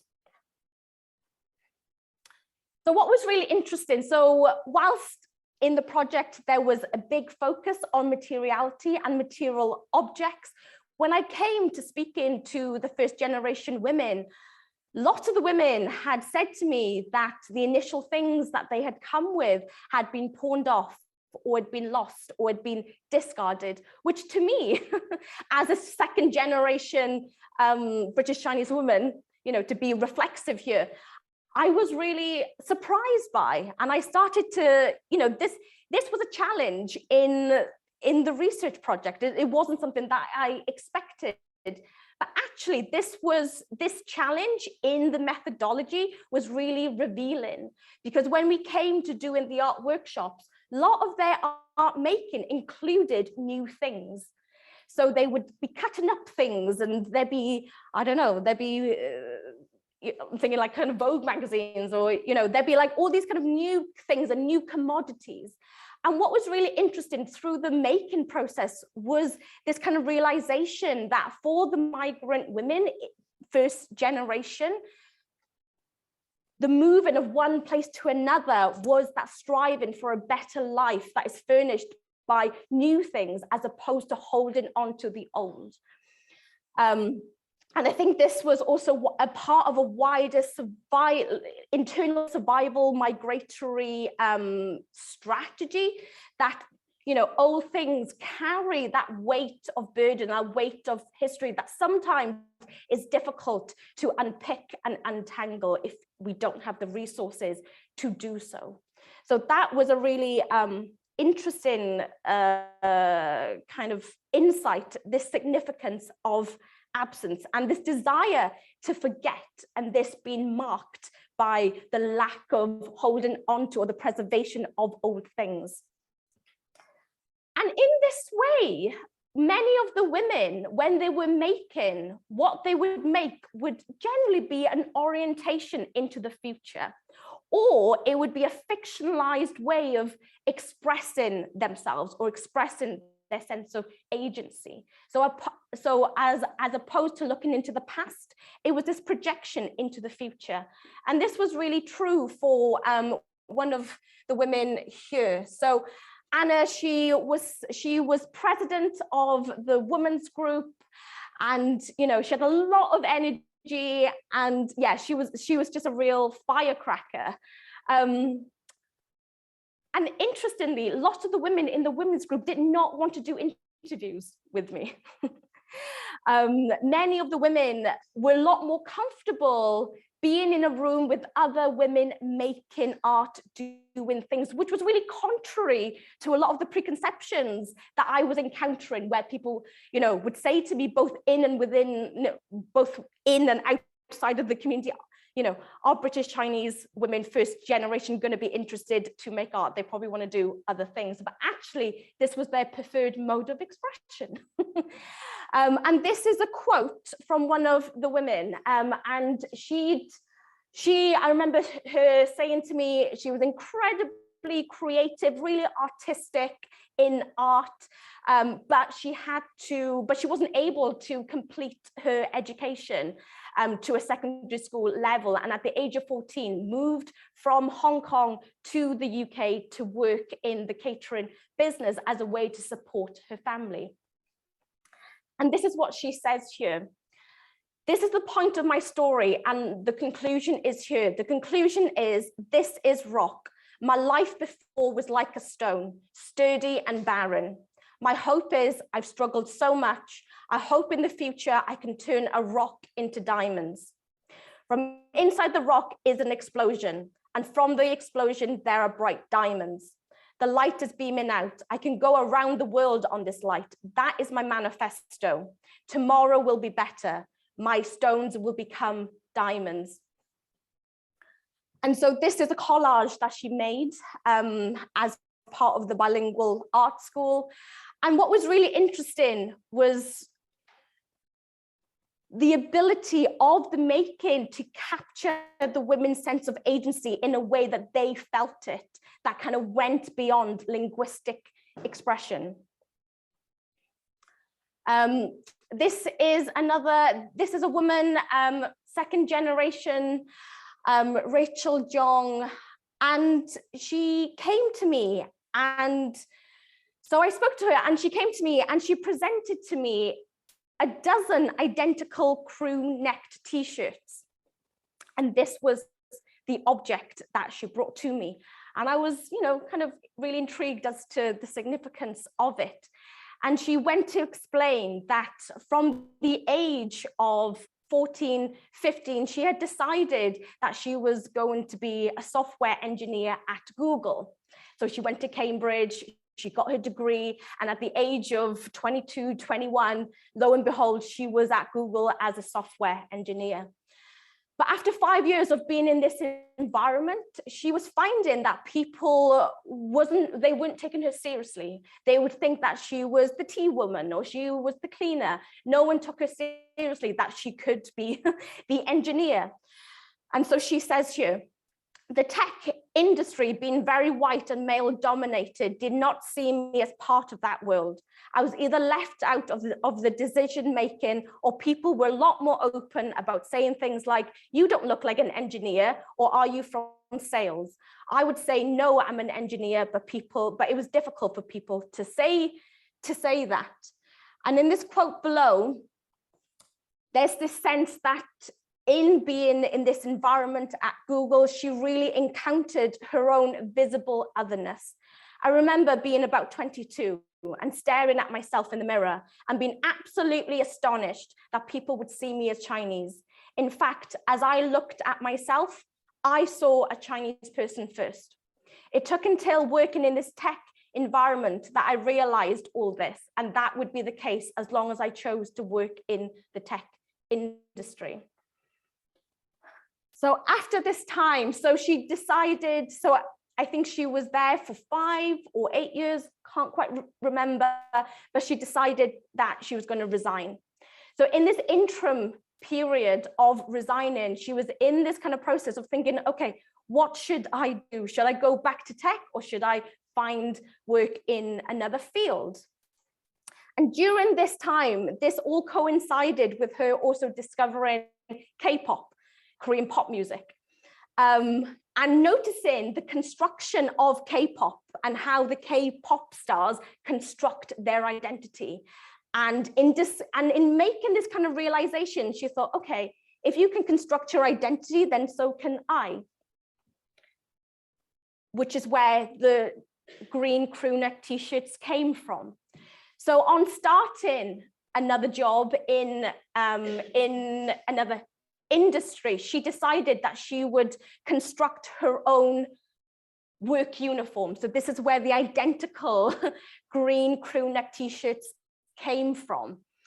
And so she says here, I'm going to do the Steve Jobs thing and buy multiples of one outfit, and it's going to be my perfect outfit.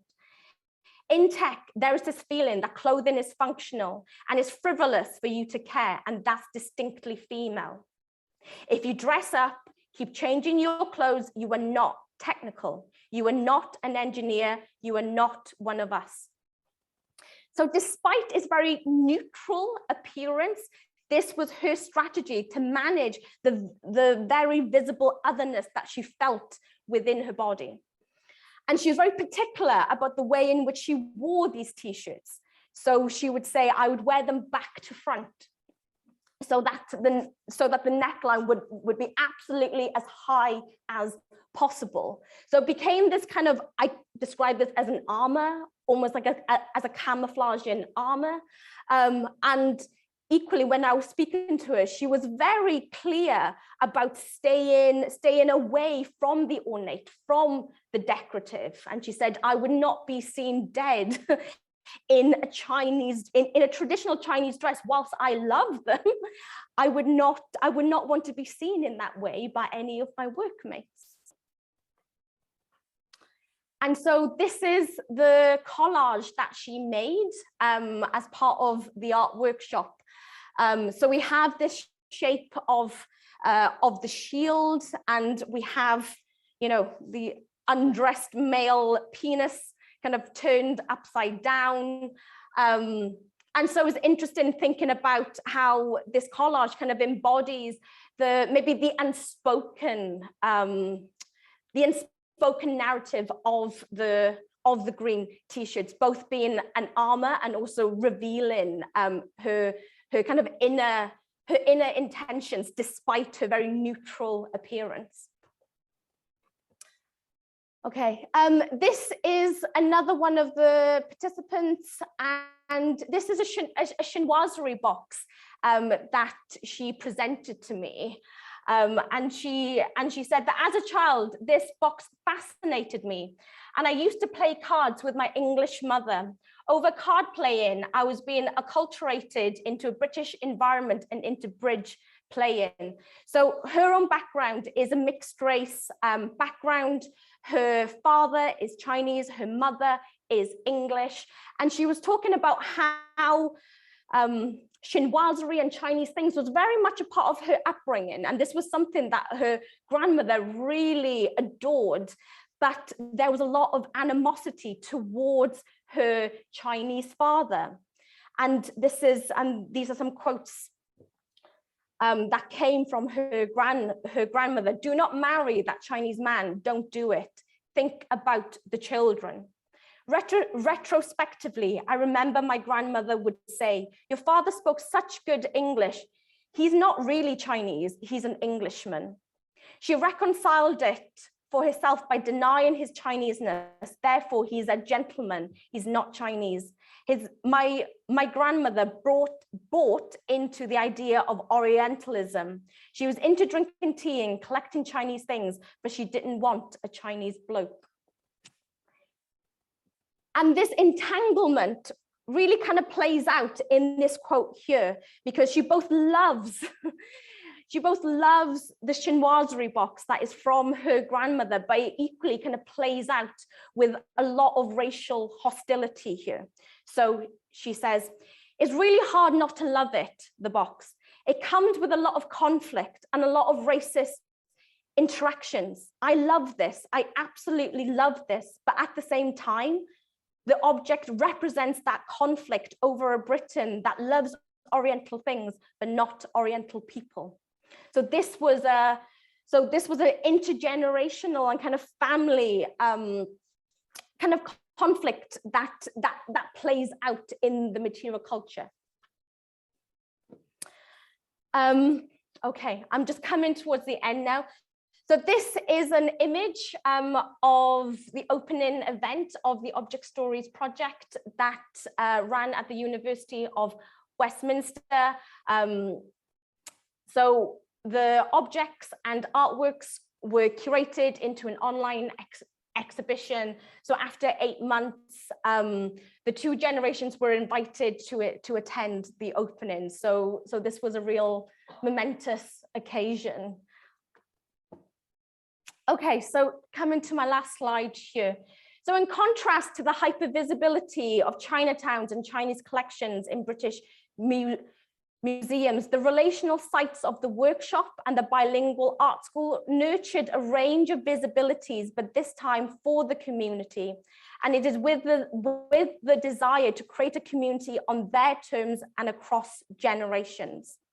The relational dynamic of the workshops countered the sense of internalized isolation surrounding the women's identities. And this was particularly the case for the second generation, where many of the women remarked that it was one of the first times that they were able to express themselves within a safe and public space.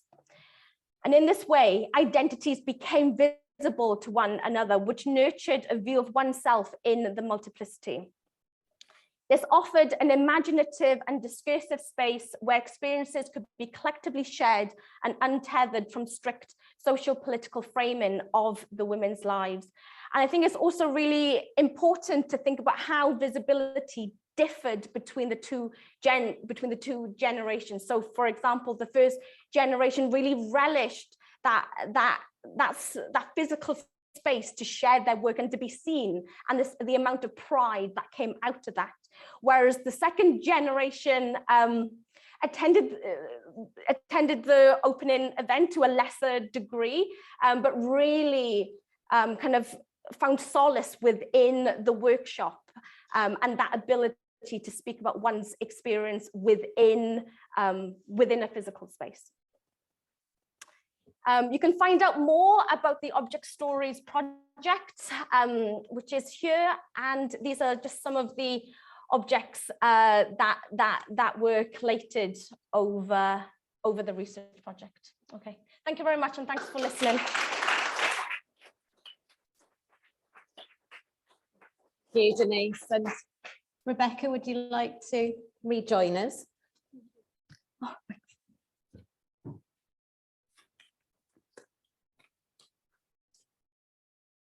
Thank you for 2 fantastic presentations, and I'm sure we've got lots of questions in the room, but I wondered if I could just maybe begin. I was just, with both of your papers, given that you are both artist practitioners, I just wondered how you felt about something that has really emerged over the course of the day, I guess most notably in relation to Basia's paper on Ivona Demko, but also in terms of Ego's paper, which is this idea of an artist, activist, archivist practice, and how you felt about that word activist, and whether that was something that you had really thought about in terms of, I guess, intervention in a historical archive, Rebecca, but also with you, Denise, the creation of a new sort of a living archive of practice by Chinese British women, and the creation of a digital online archive. And I think it's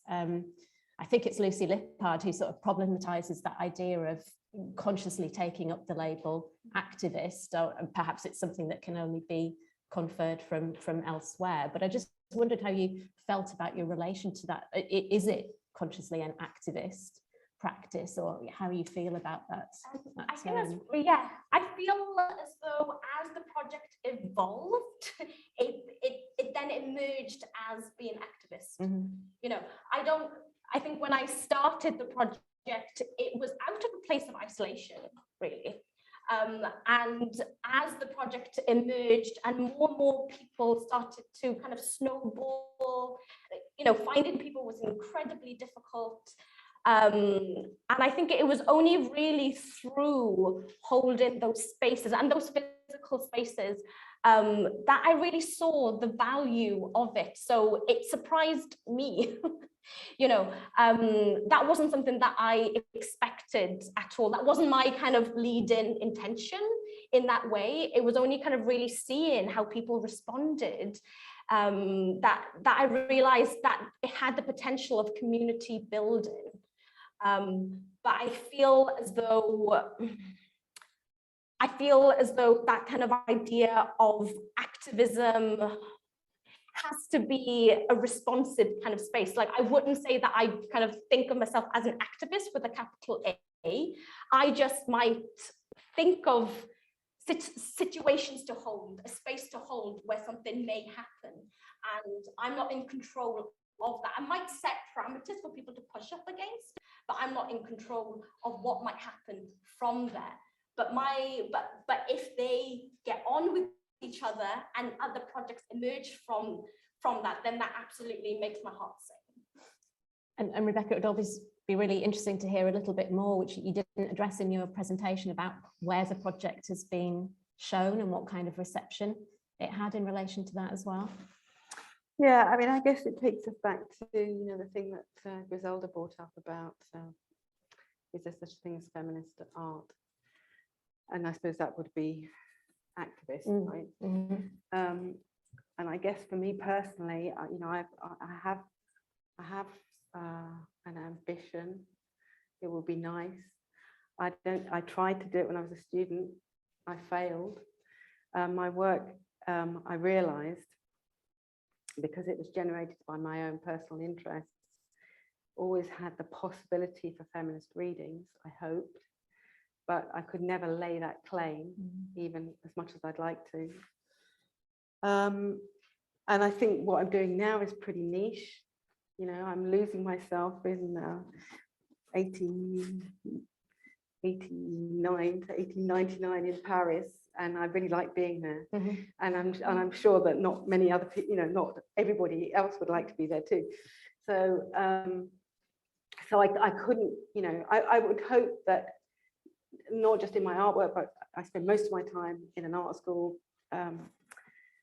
administrating it and teaching there. So I hope that in a sense, everything that I do is activist, in the sense I'm always encouraging that kind of level of engagement. But yeah, it's not something that I could truthfully say I could lay claim to, I don't think. In terms of, so the work that I showed you, the last part of it is part of this series of work called Les Praticiennes, about sort of the women that were in and out of Rodin's studio, and that's going to be shown in the Henry Moore Institute in Gallery 4, in the sort of the gallery that sort of has more of an archival focus, in February. It's not finished yet. Okay, thank you. Do we have some questions in the room? Got one at the back there.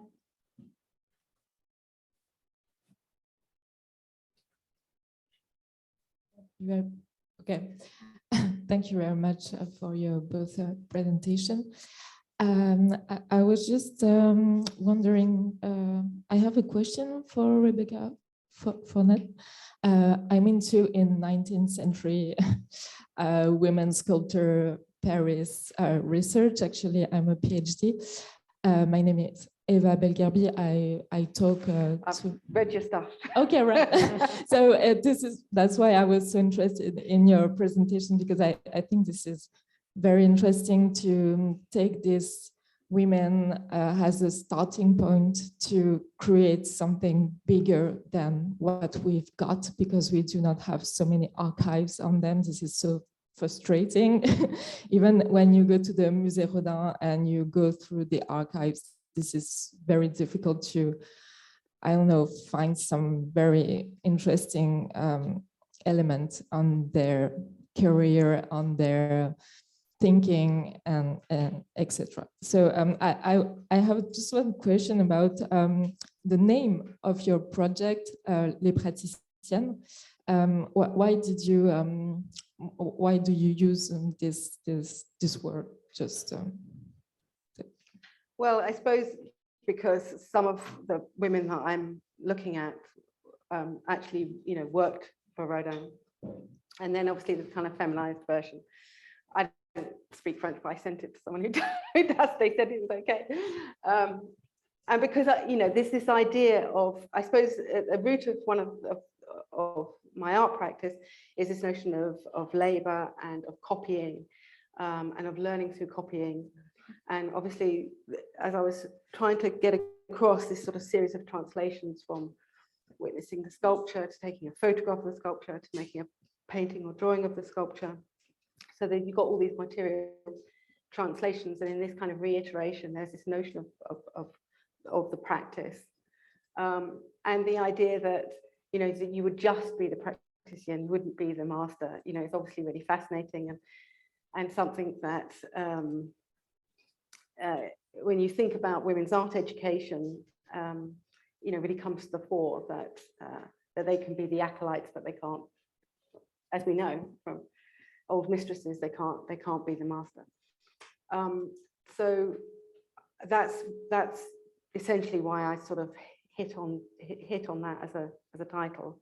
I mean, some of the women, they've all got really interesting lives. Very little of the work you can actually see. Most of it is done through photographs of work that no longer exists, or if it does, I can't find it. And so there's a sense in doing the painting or in doing the drawing from the work, you're bringing it back to life in some way. You're spending time with the photograph.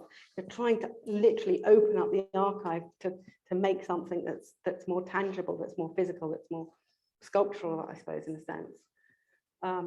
And so I guess obviously I've got a lot of, I've amassed a lot of imagery, but in a sense what I want to do is take control of that imagery, filter it through my own work, which is why I was talking to Bashi about the ethics of, of using other artists' work, historical artists' work. But obviously I do hope that in some way around the exhibition or whatever, you will have access to this research, but I kind of want you to see my work first. I think, Basia, did you want to respond on that?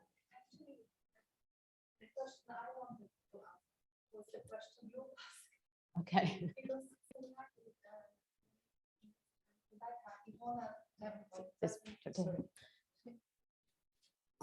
Ivona Demko doesn't see. No, are we on?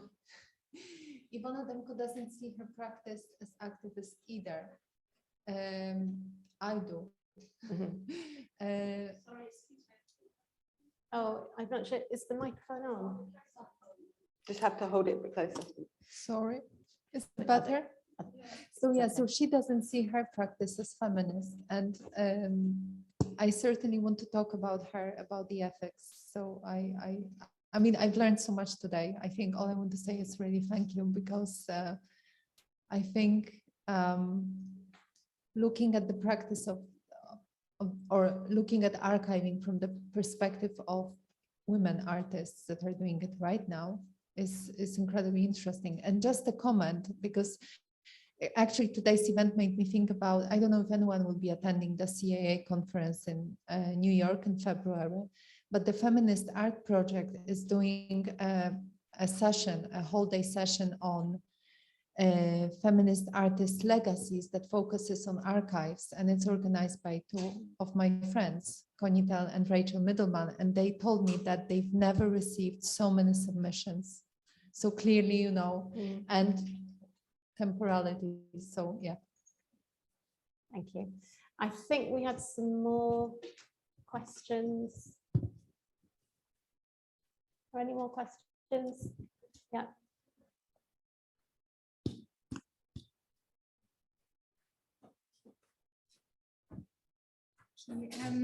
Yeah, I just had, well, maybe a comment or a question, but I was just wondering how important it was for you, Denise, to your role within the project, and how did you see yourself as an art teacher, or as an artist, or as an art therapist, or how important is the role of the archiver or the artist in that relationship to kind of draw out that information that you're wanting to draw out?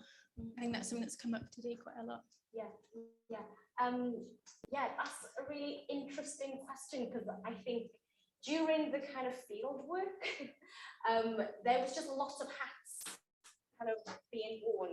I saw myself as a researcher, as an artist, but I was also, but I think it was also really, there were also other identities I wore within the women's group as well, because I was stepping into their space, so they would describe me as, being the baby teacher, because there was another teacher who was in her 80s teaching the whole group English, so I assumed kind of different roles kind of interpersonally as well, because I was also an English teacher. I kind of started working with them firstly as an English teacher, which evolved into a series of art workshops, and then I realized that, and then from that kind of responsive kind of problem solving, realized that actually, this could evolve into bilingual sessions. So there were absolutely kind of different roles being assumed, and I think it's also really important to bear in mind that I really was just one person. I was just one person kind of trying to find participants, which as we know is really difficult. So I was both the kind of teacher, but then also analytical kind of thinker, but then also kind of granddaughter and daughter and English teacher. So there were just so many kind of different roles that were that the research kind of threw up. And I just think, at the end, and I remember at the very beginning thinking, why would anyone want to do this project? Why would anyone want to take part? And that was a massive kind of question in my mind, is how do you build this sense of exchange with groups, with communities? And, they were a community that I completely had no knowledge of before I started working with them. And just really thinking about that kind of responsive way of working, and that on the spot response is absolutely everything. Because I'd spent a whole year in the British Library kind of eating all these books up. And at the end of the day, it doesn't matter.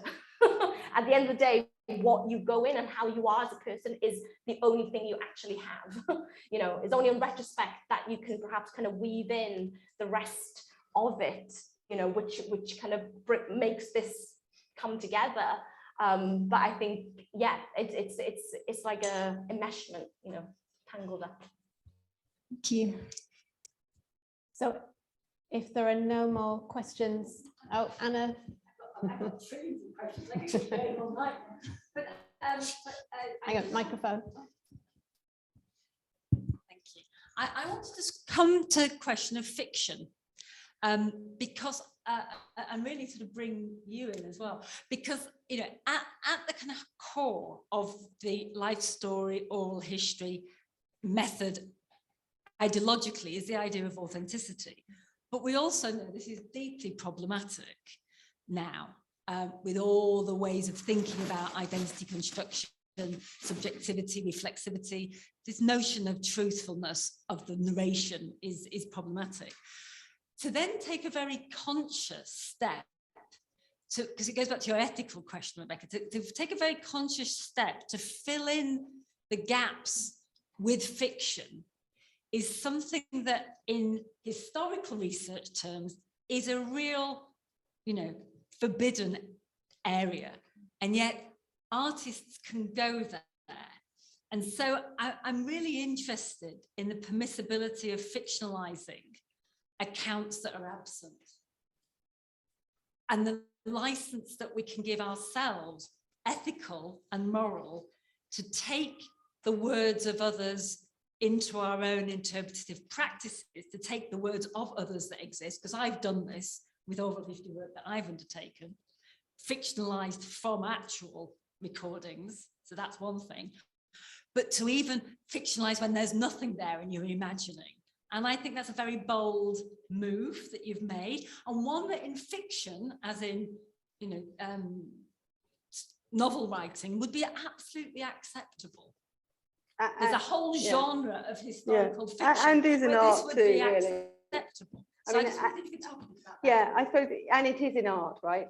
So what you're really talking about is, I don't know, hinging those to particular biographies or what we know of them. I mean, I did a book of interviews with women artists, and we created a method where I did the interview.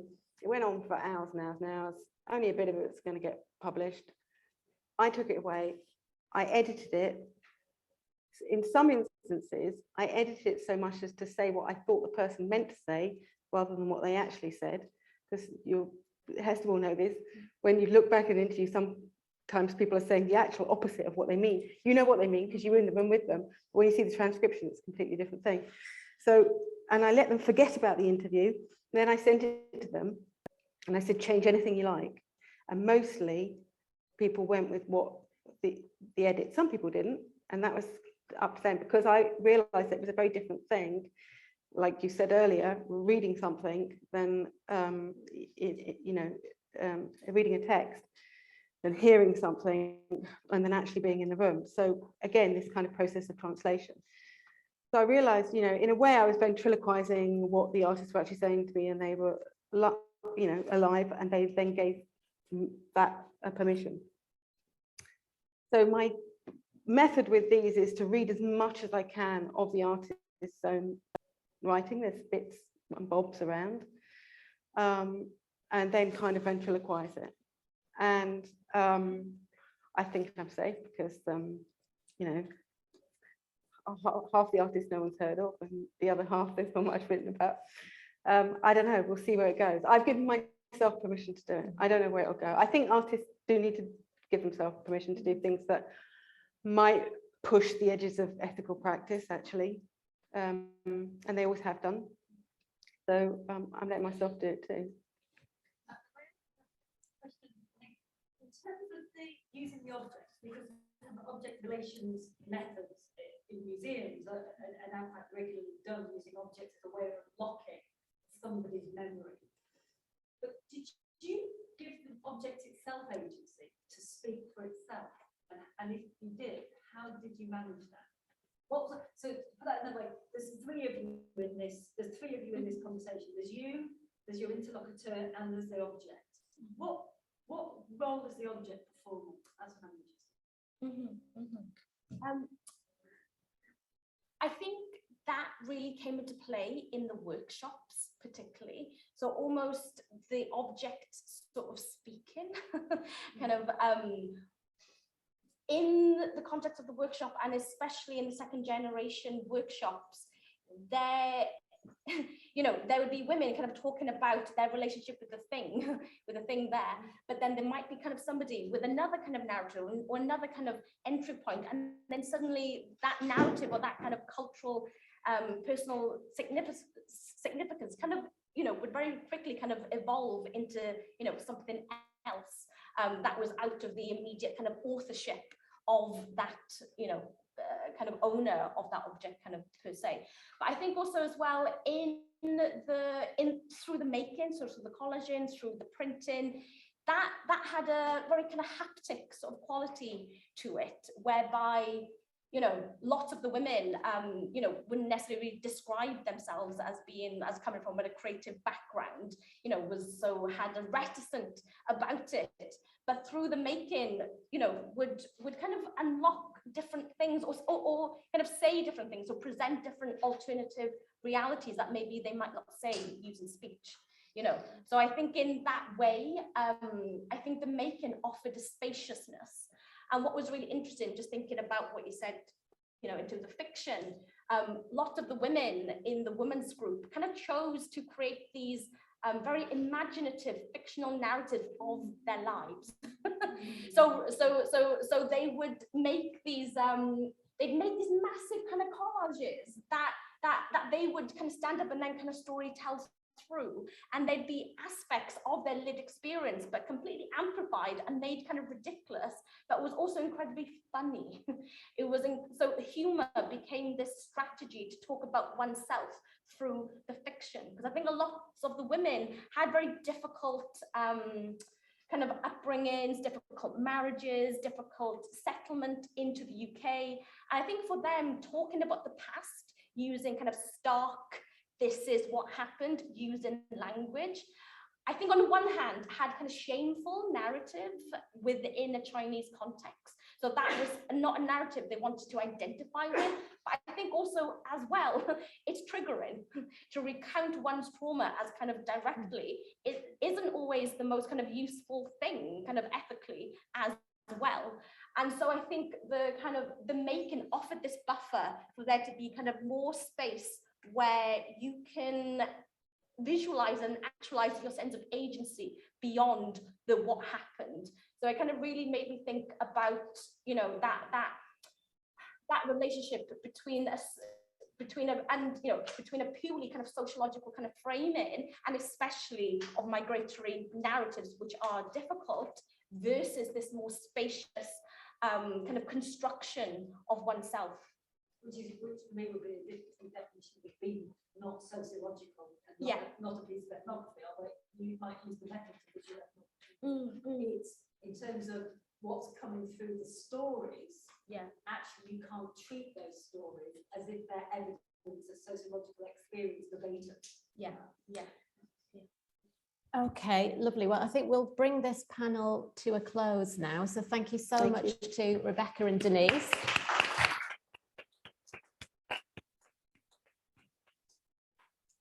And we're starting to push up against 5:30. So I'm just wondering, instead of wrangling some closing remarks, whether we might just say thank you to all of our speakers today, and to Dan and Claire for managing the technical aspects of that, and have a quick comfort break and maybe reconvene in the cafe for drinks and conversation.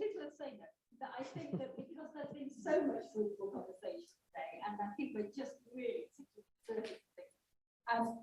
we of course are going to be working on a whole program of further activities in March next year. It's still a long way away, but it's going to be very soon upon us. So actually, you really helped us today think about what should we do next, and we certainly want to continue with this theme of archiving, and we're also about actually doing some full hands-on things about how do you go about archiving your practice, and should you now be thinking about your legacy now, even though you may only be in your 20s, 30s, 40s, 50s, or 60s. What do you do before you get to 80? And what do you do about family? You maybe leave it all your big sculptural objects too. We've got some encounters with some daughters who are seriously worried about their mother's archives of big sculptural works and endless posters and photographs. So there's a lot for us to pick up on here. So please, if you're not already subscribing to the Henry Moore Institute's newsletter and the Hepworths, please do make sure you're on their mailing list, because all of this will get sort of through that. And if you are here because you participated in either the 1989 survey or the 2020 survey, can we just give you a heartfelt thanks? Because actually, without your contribution, our research would just not be possible. And it's just like, I think Rachel said, it's utterly fascinating. Everyone feels endlessly passionate and attached to every single survey that comes in. So if you did contribute to our process, thank you for doing so. And we look forward to the and look forward to the drink. Yeah. Thank you.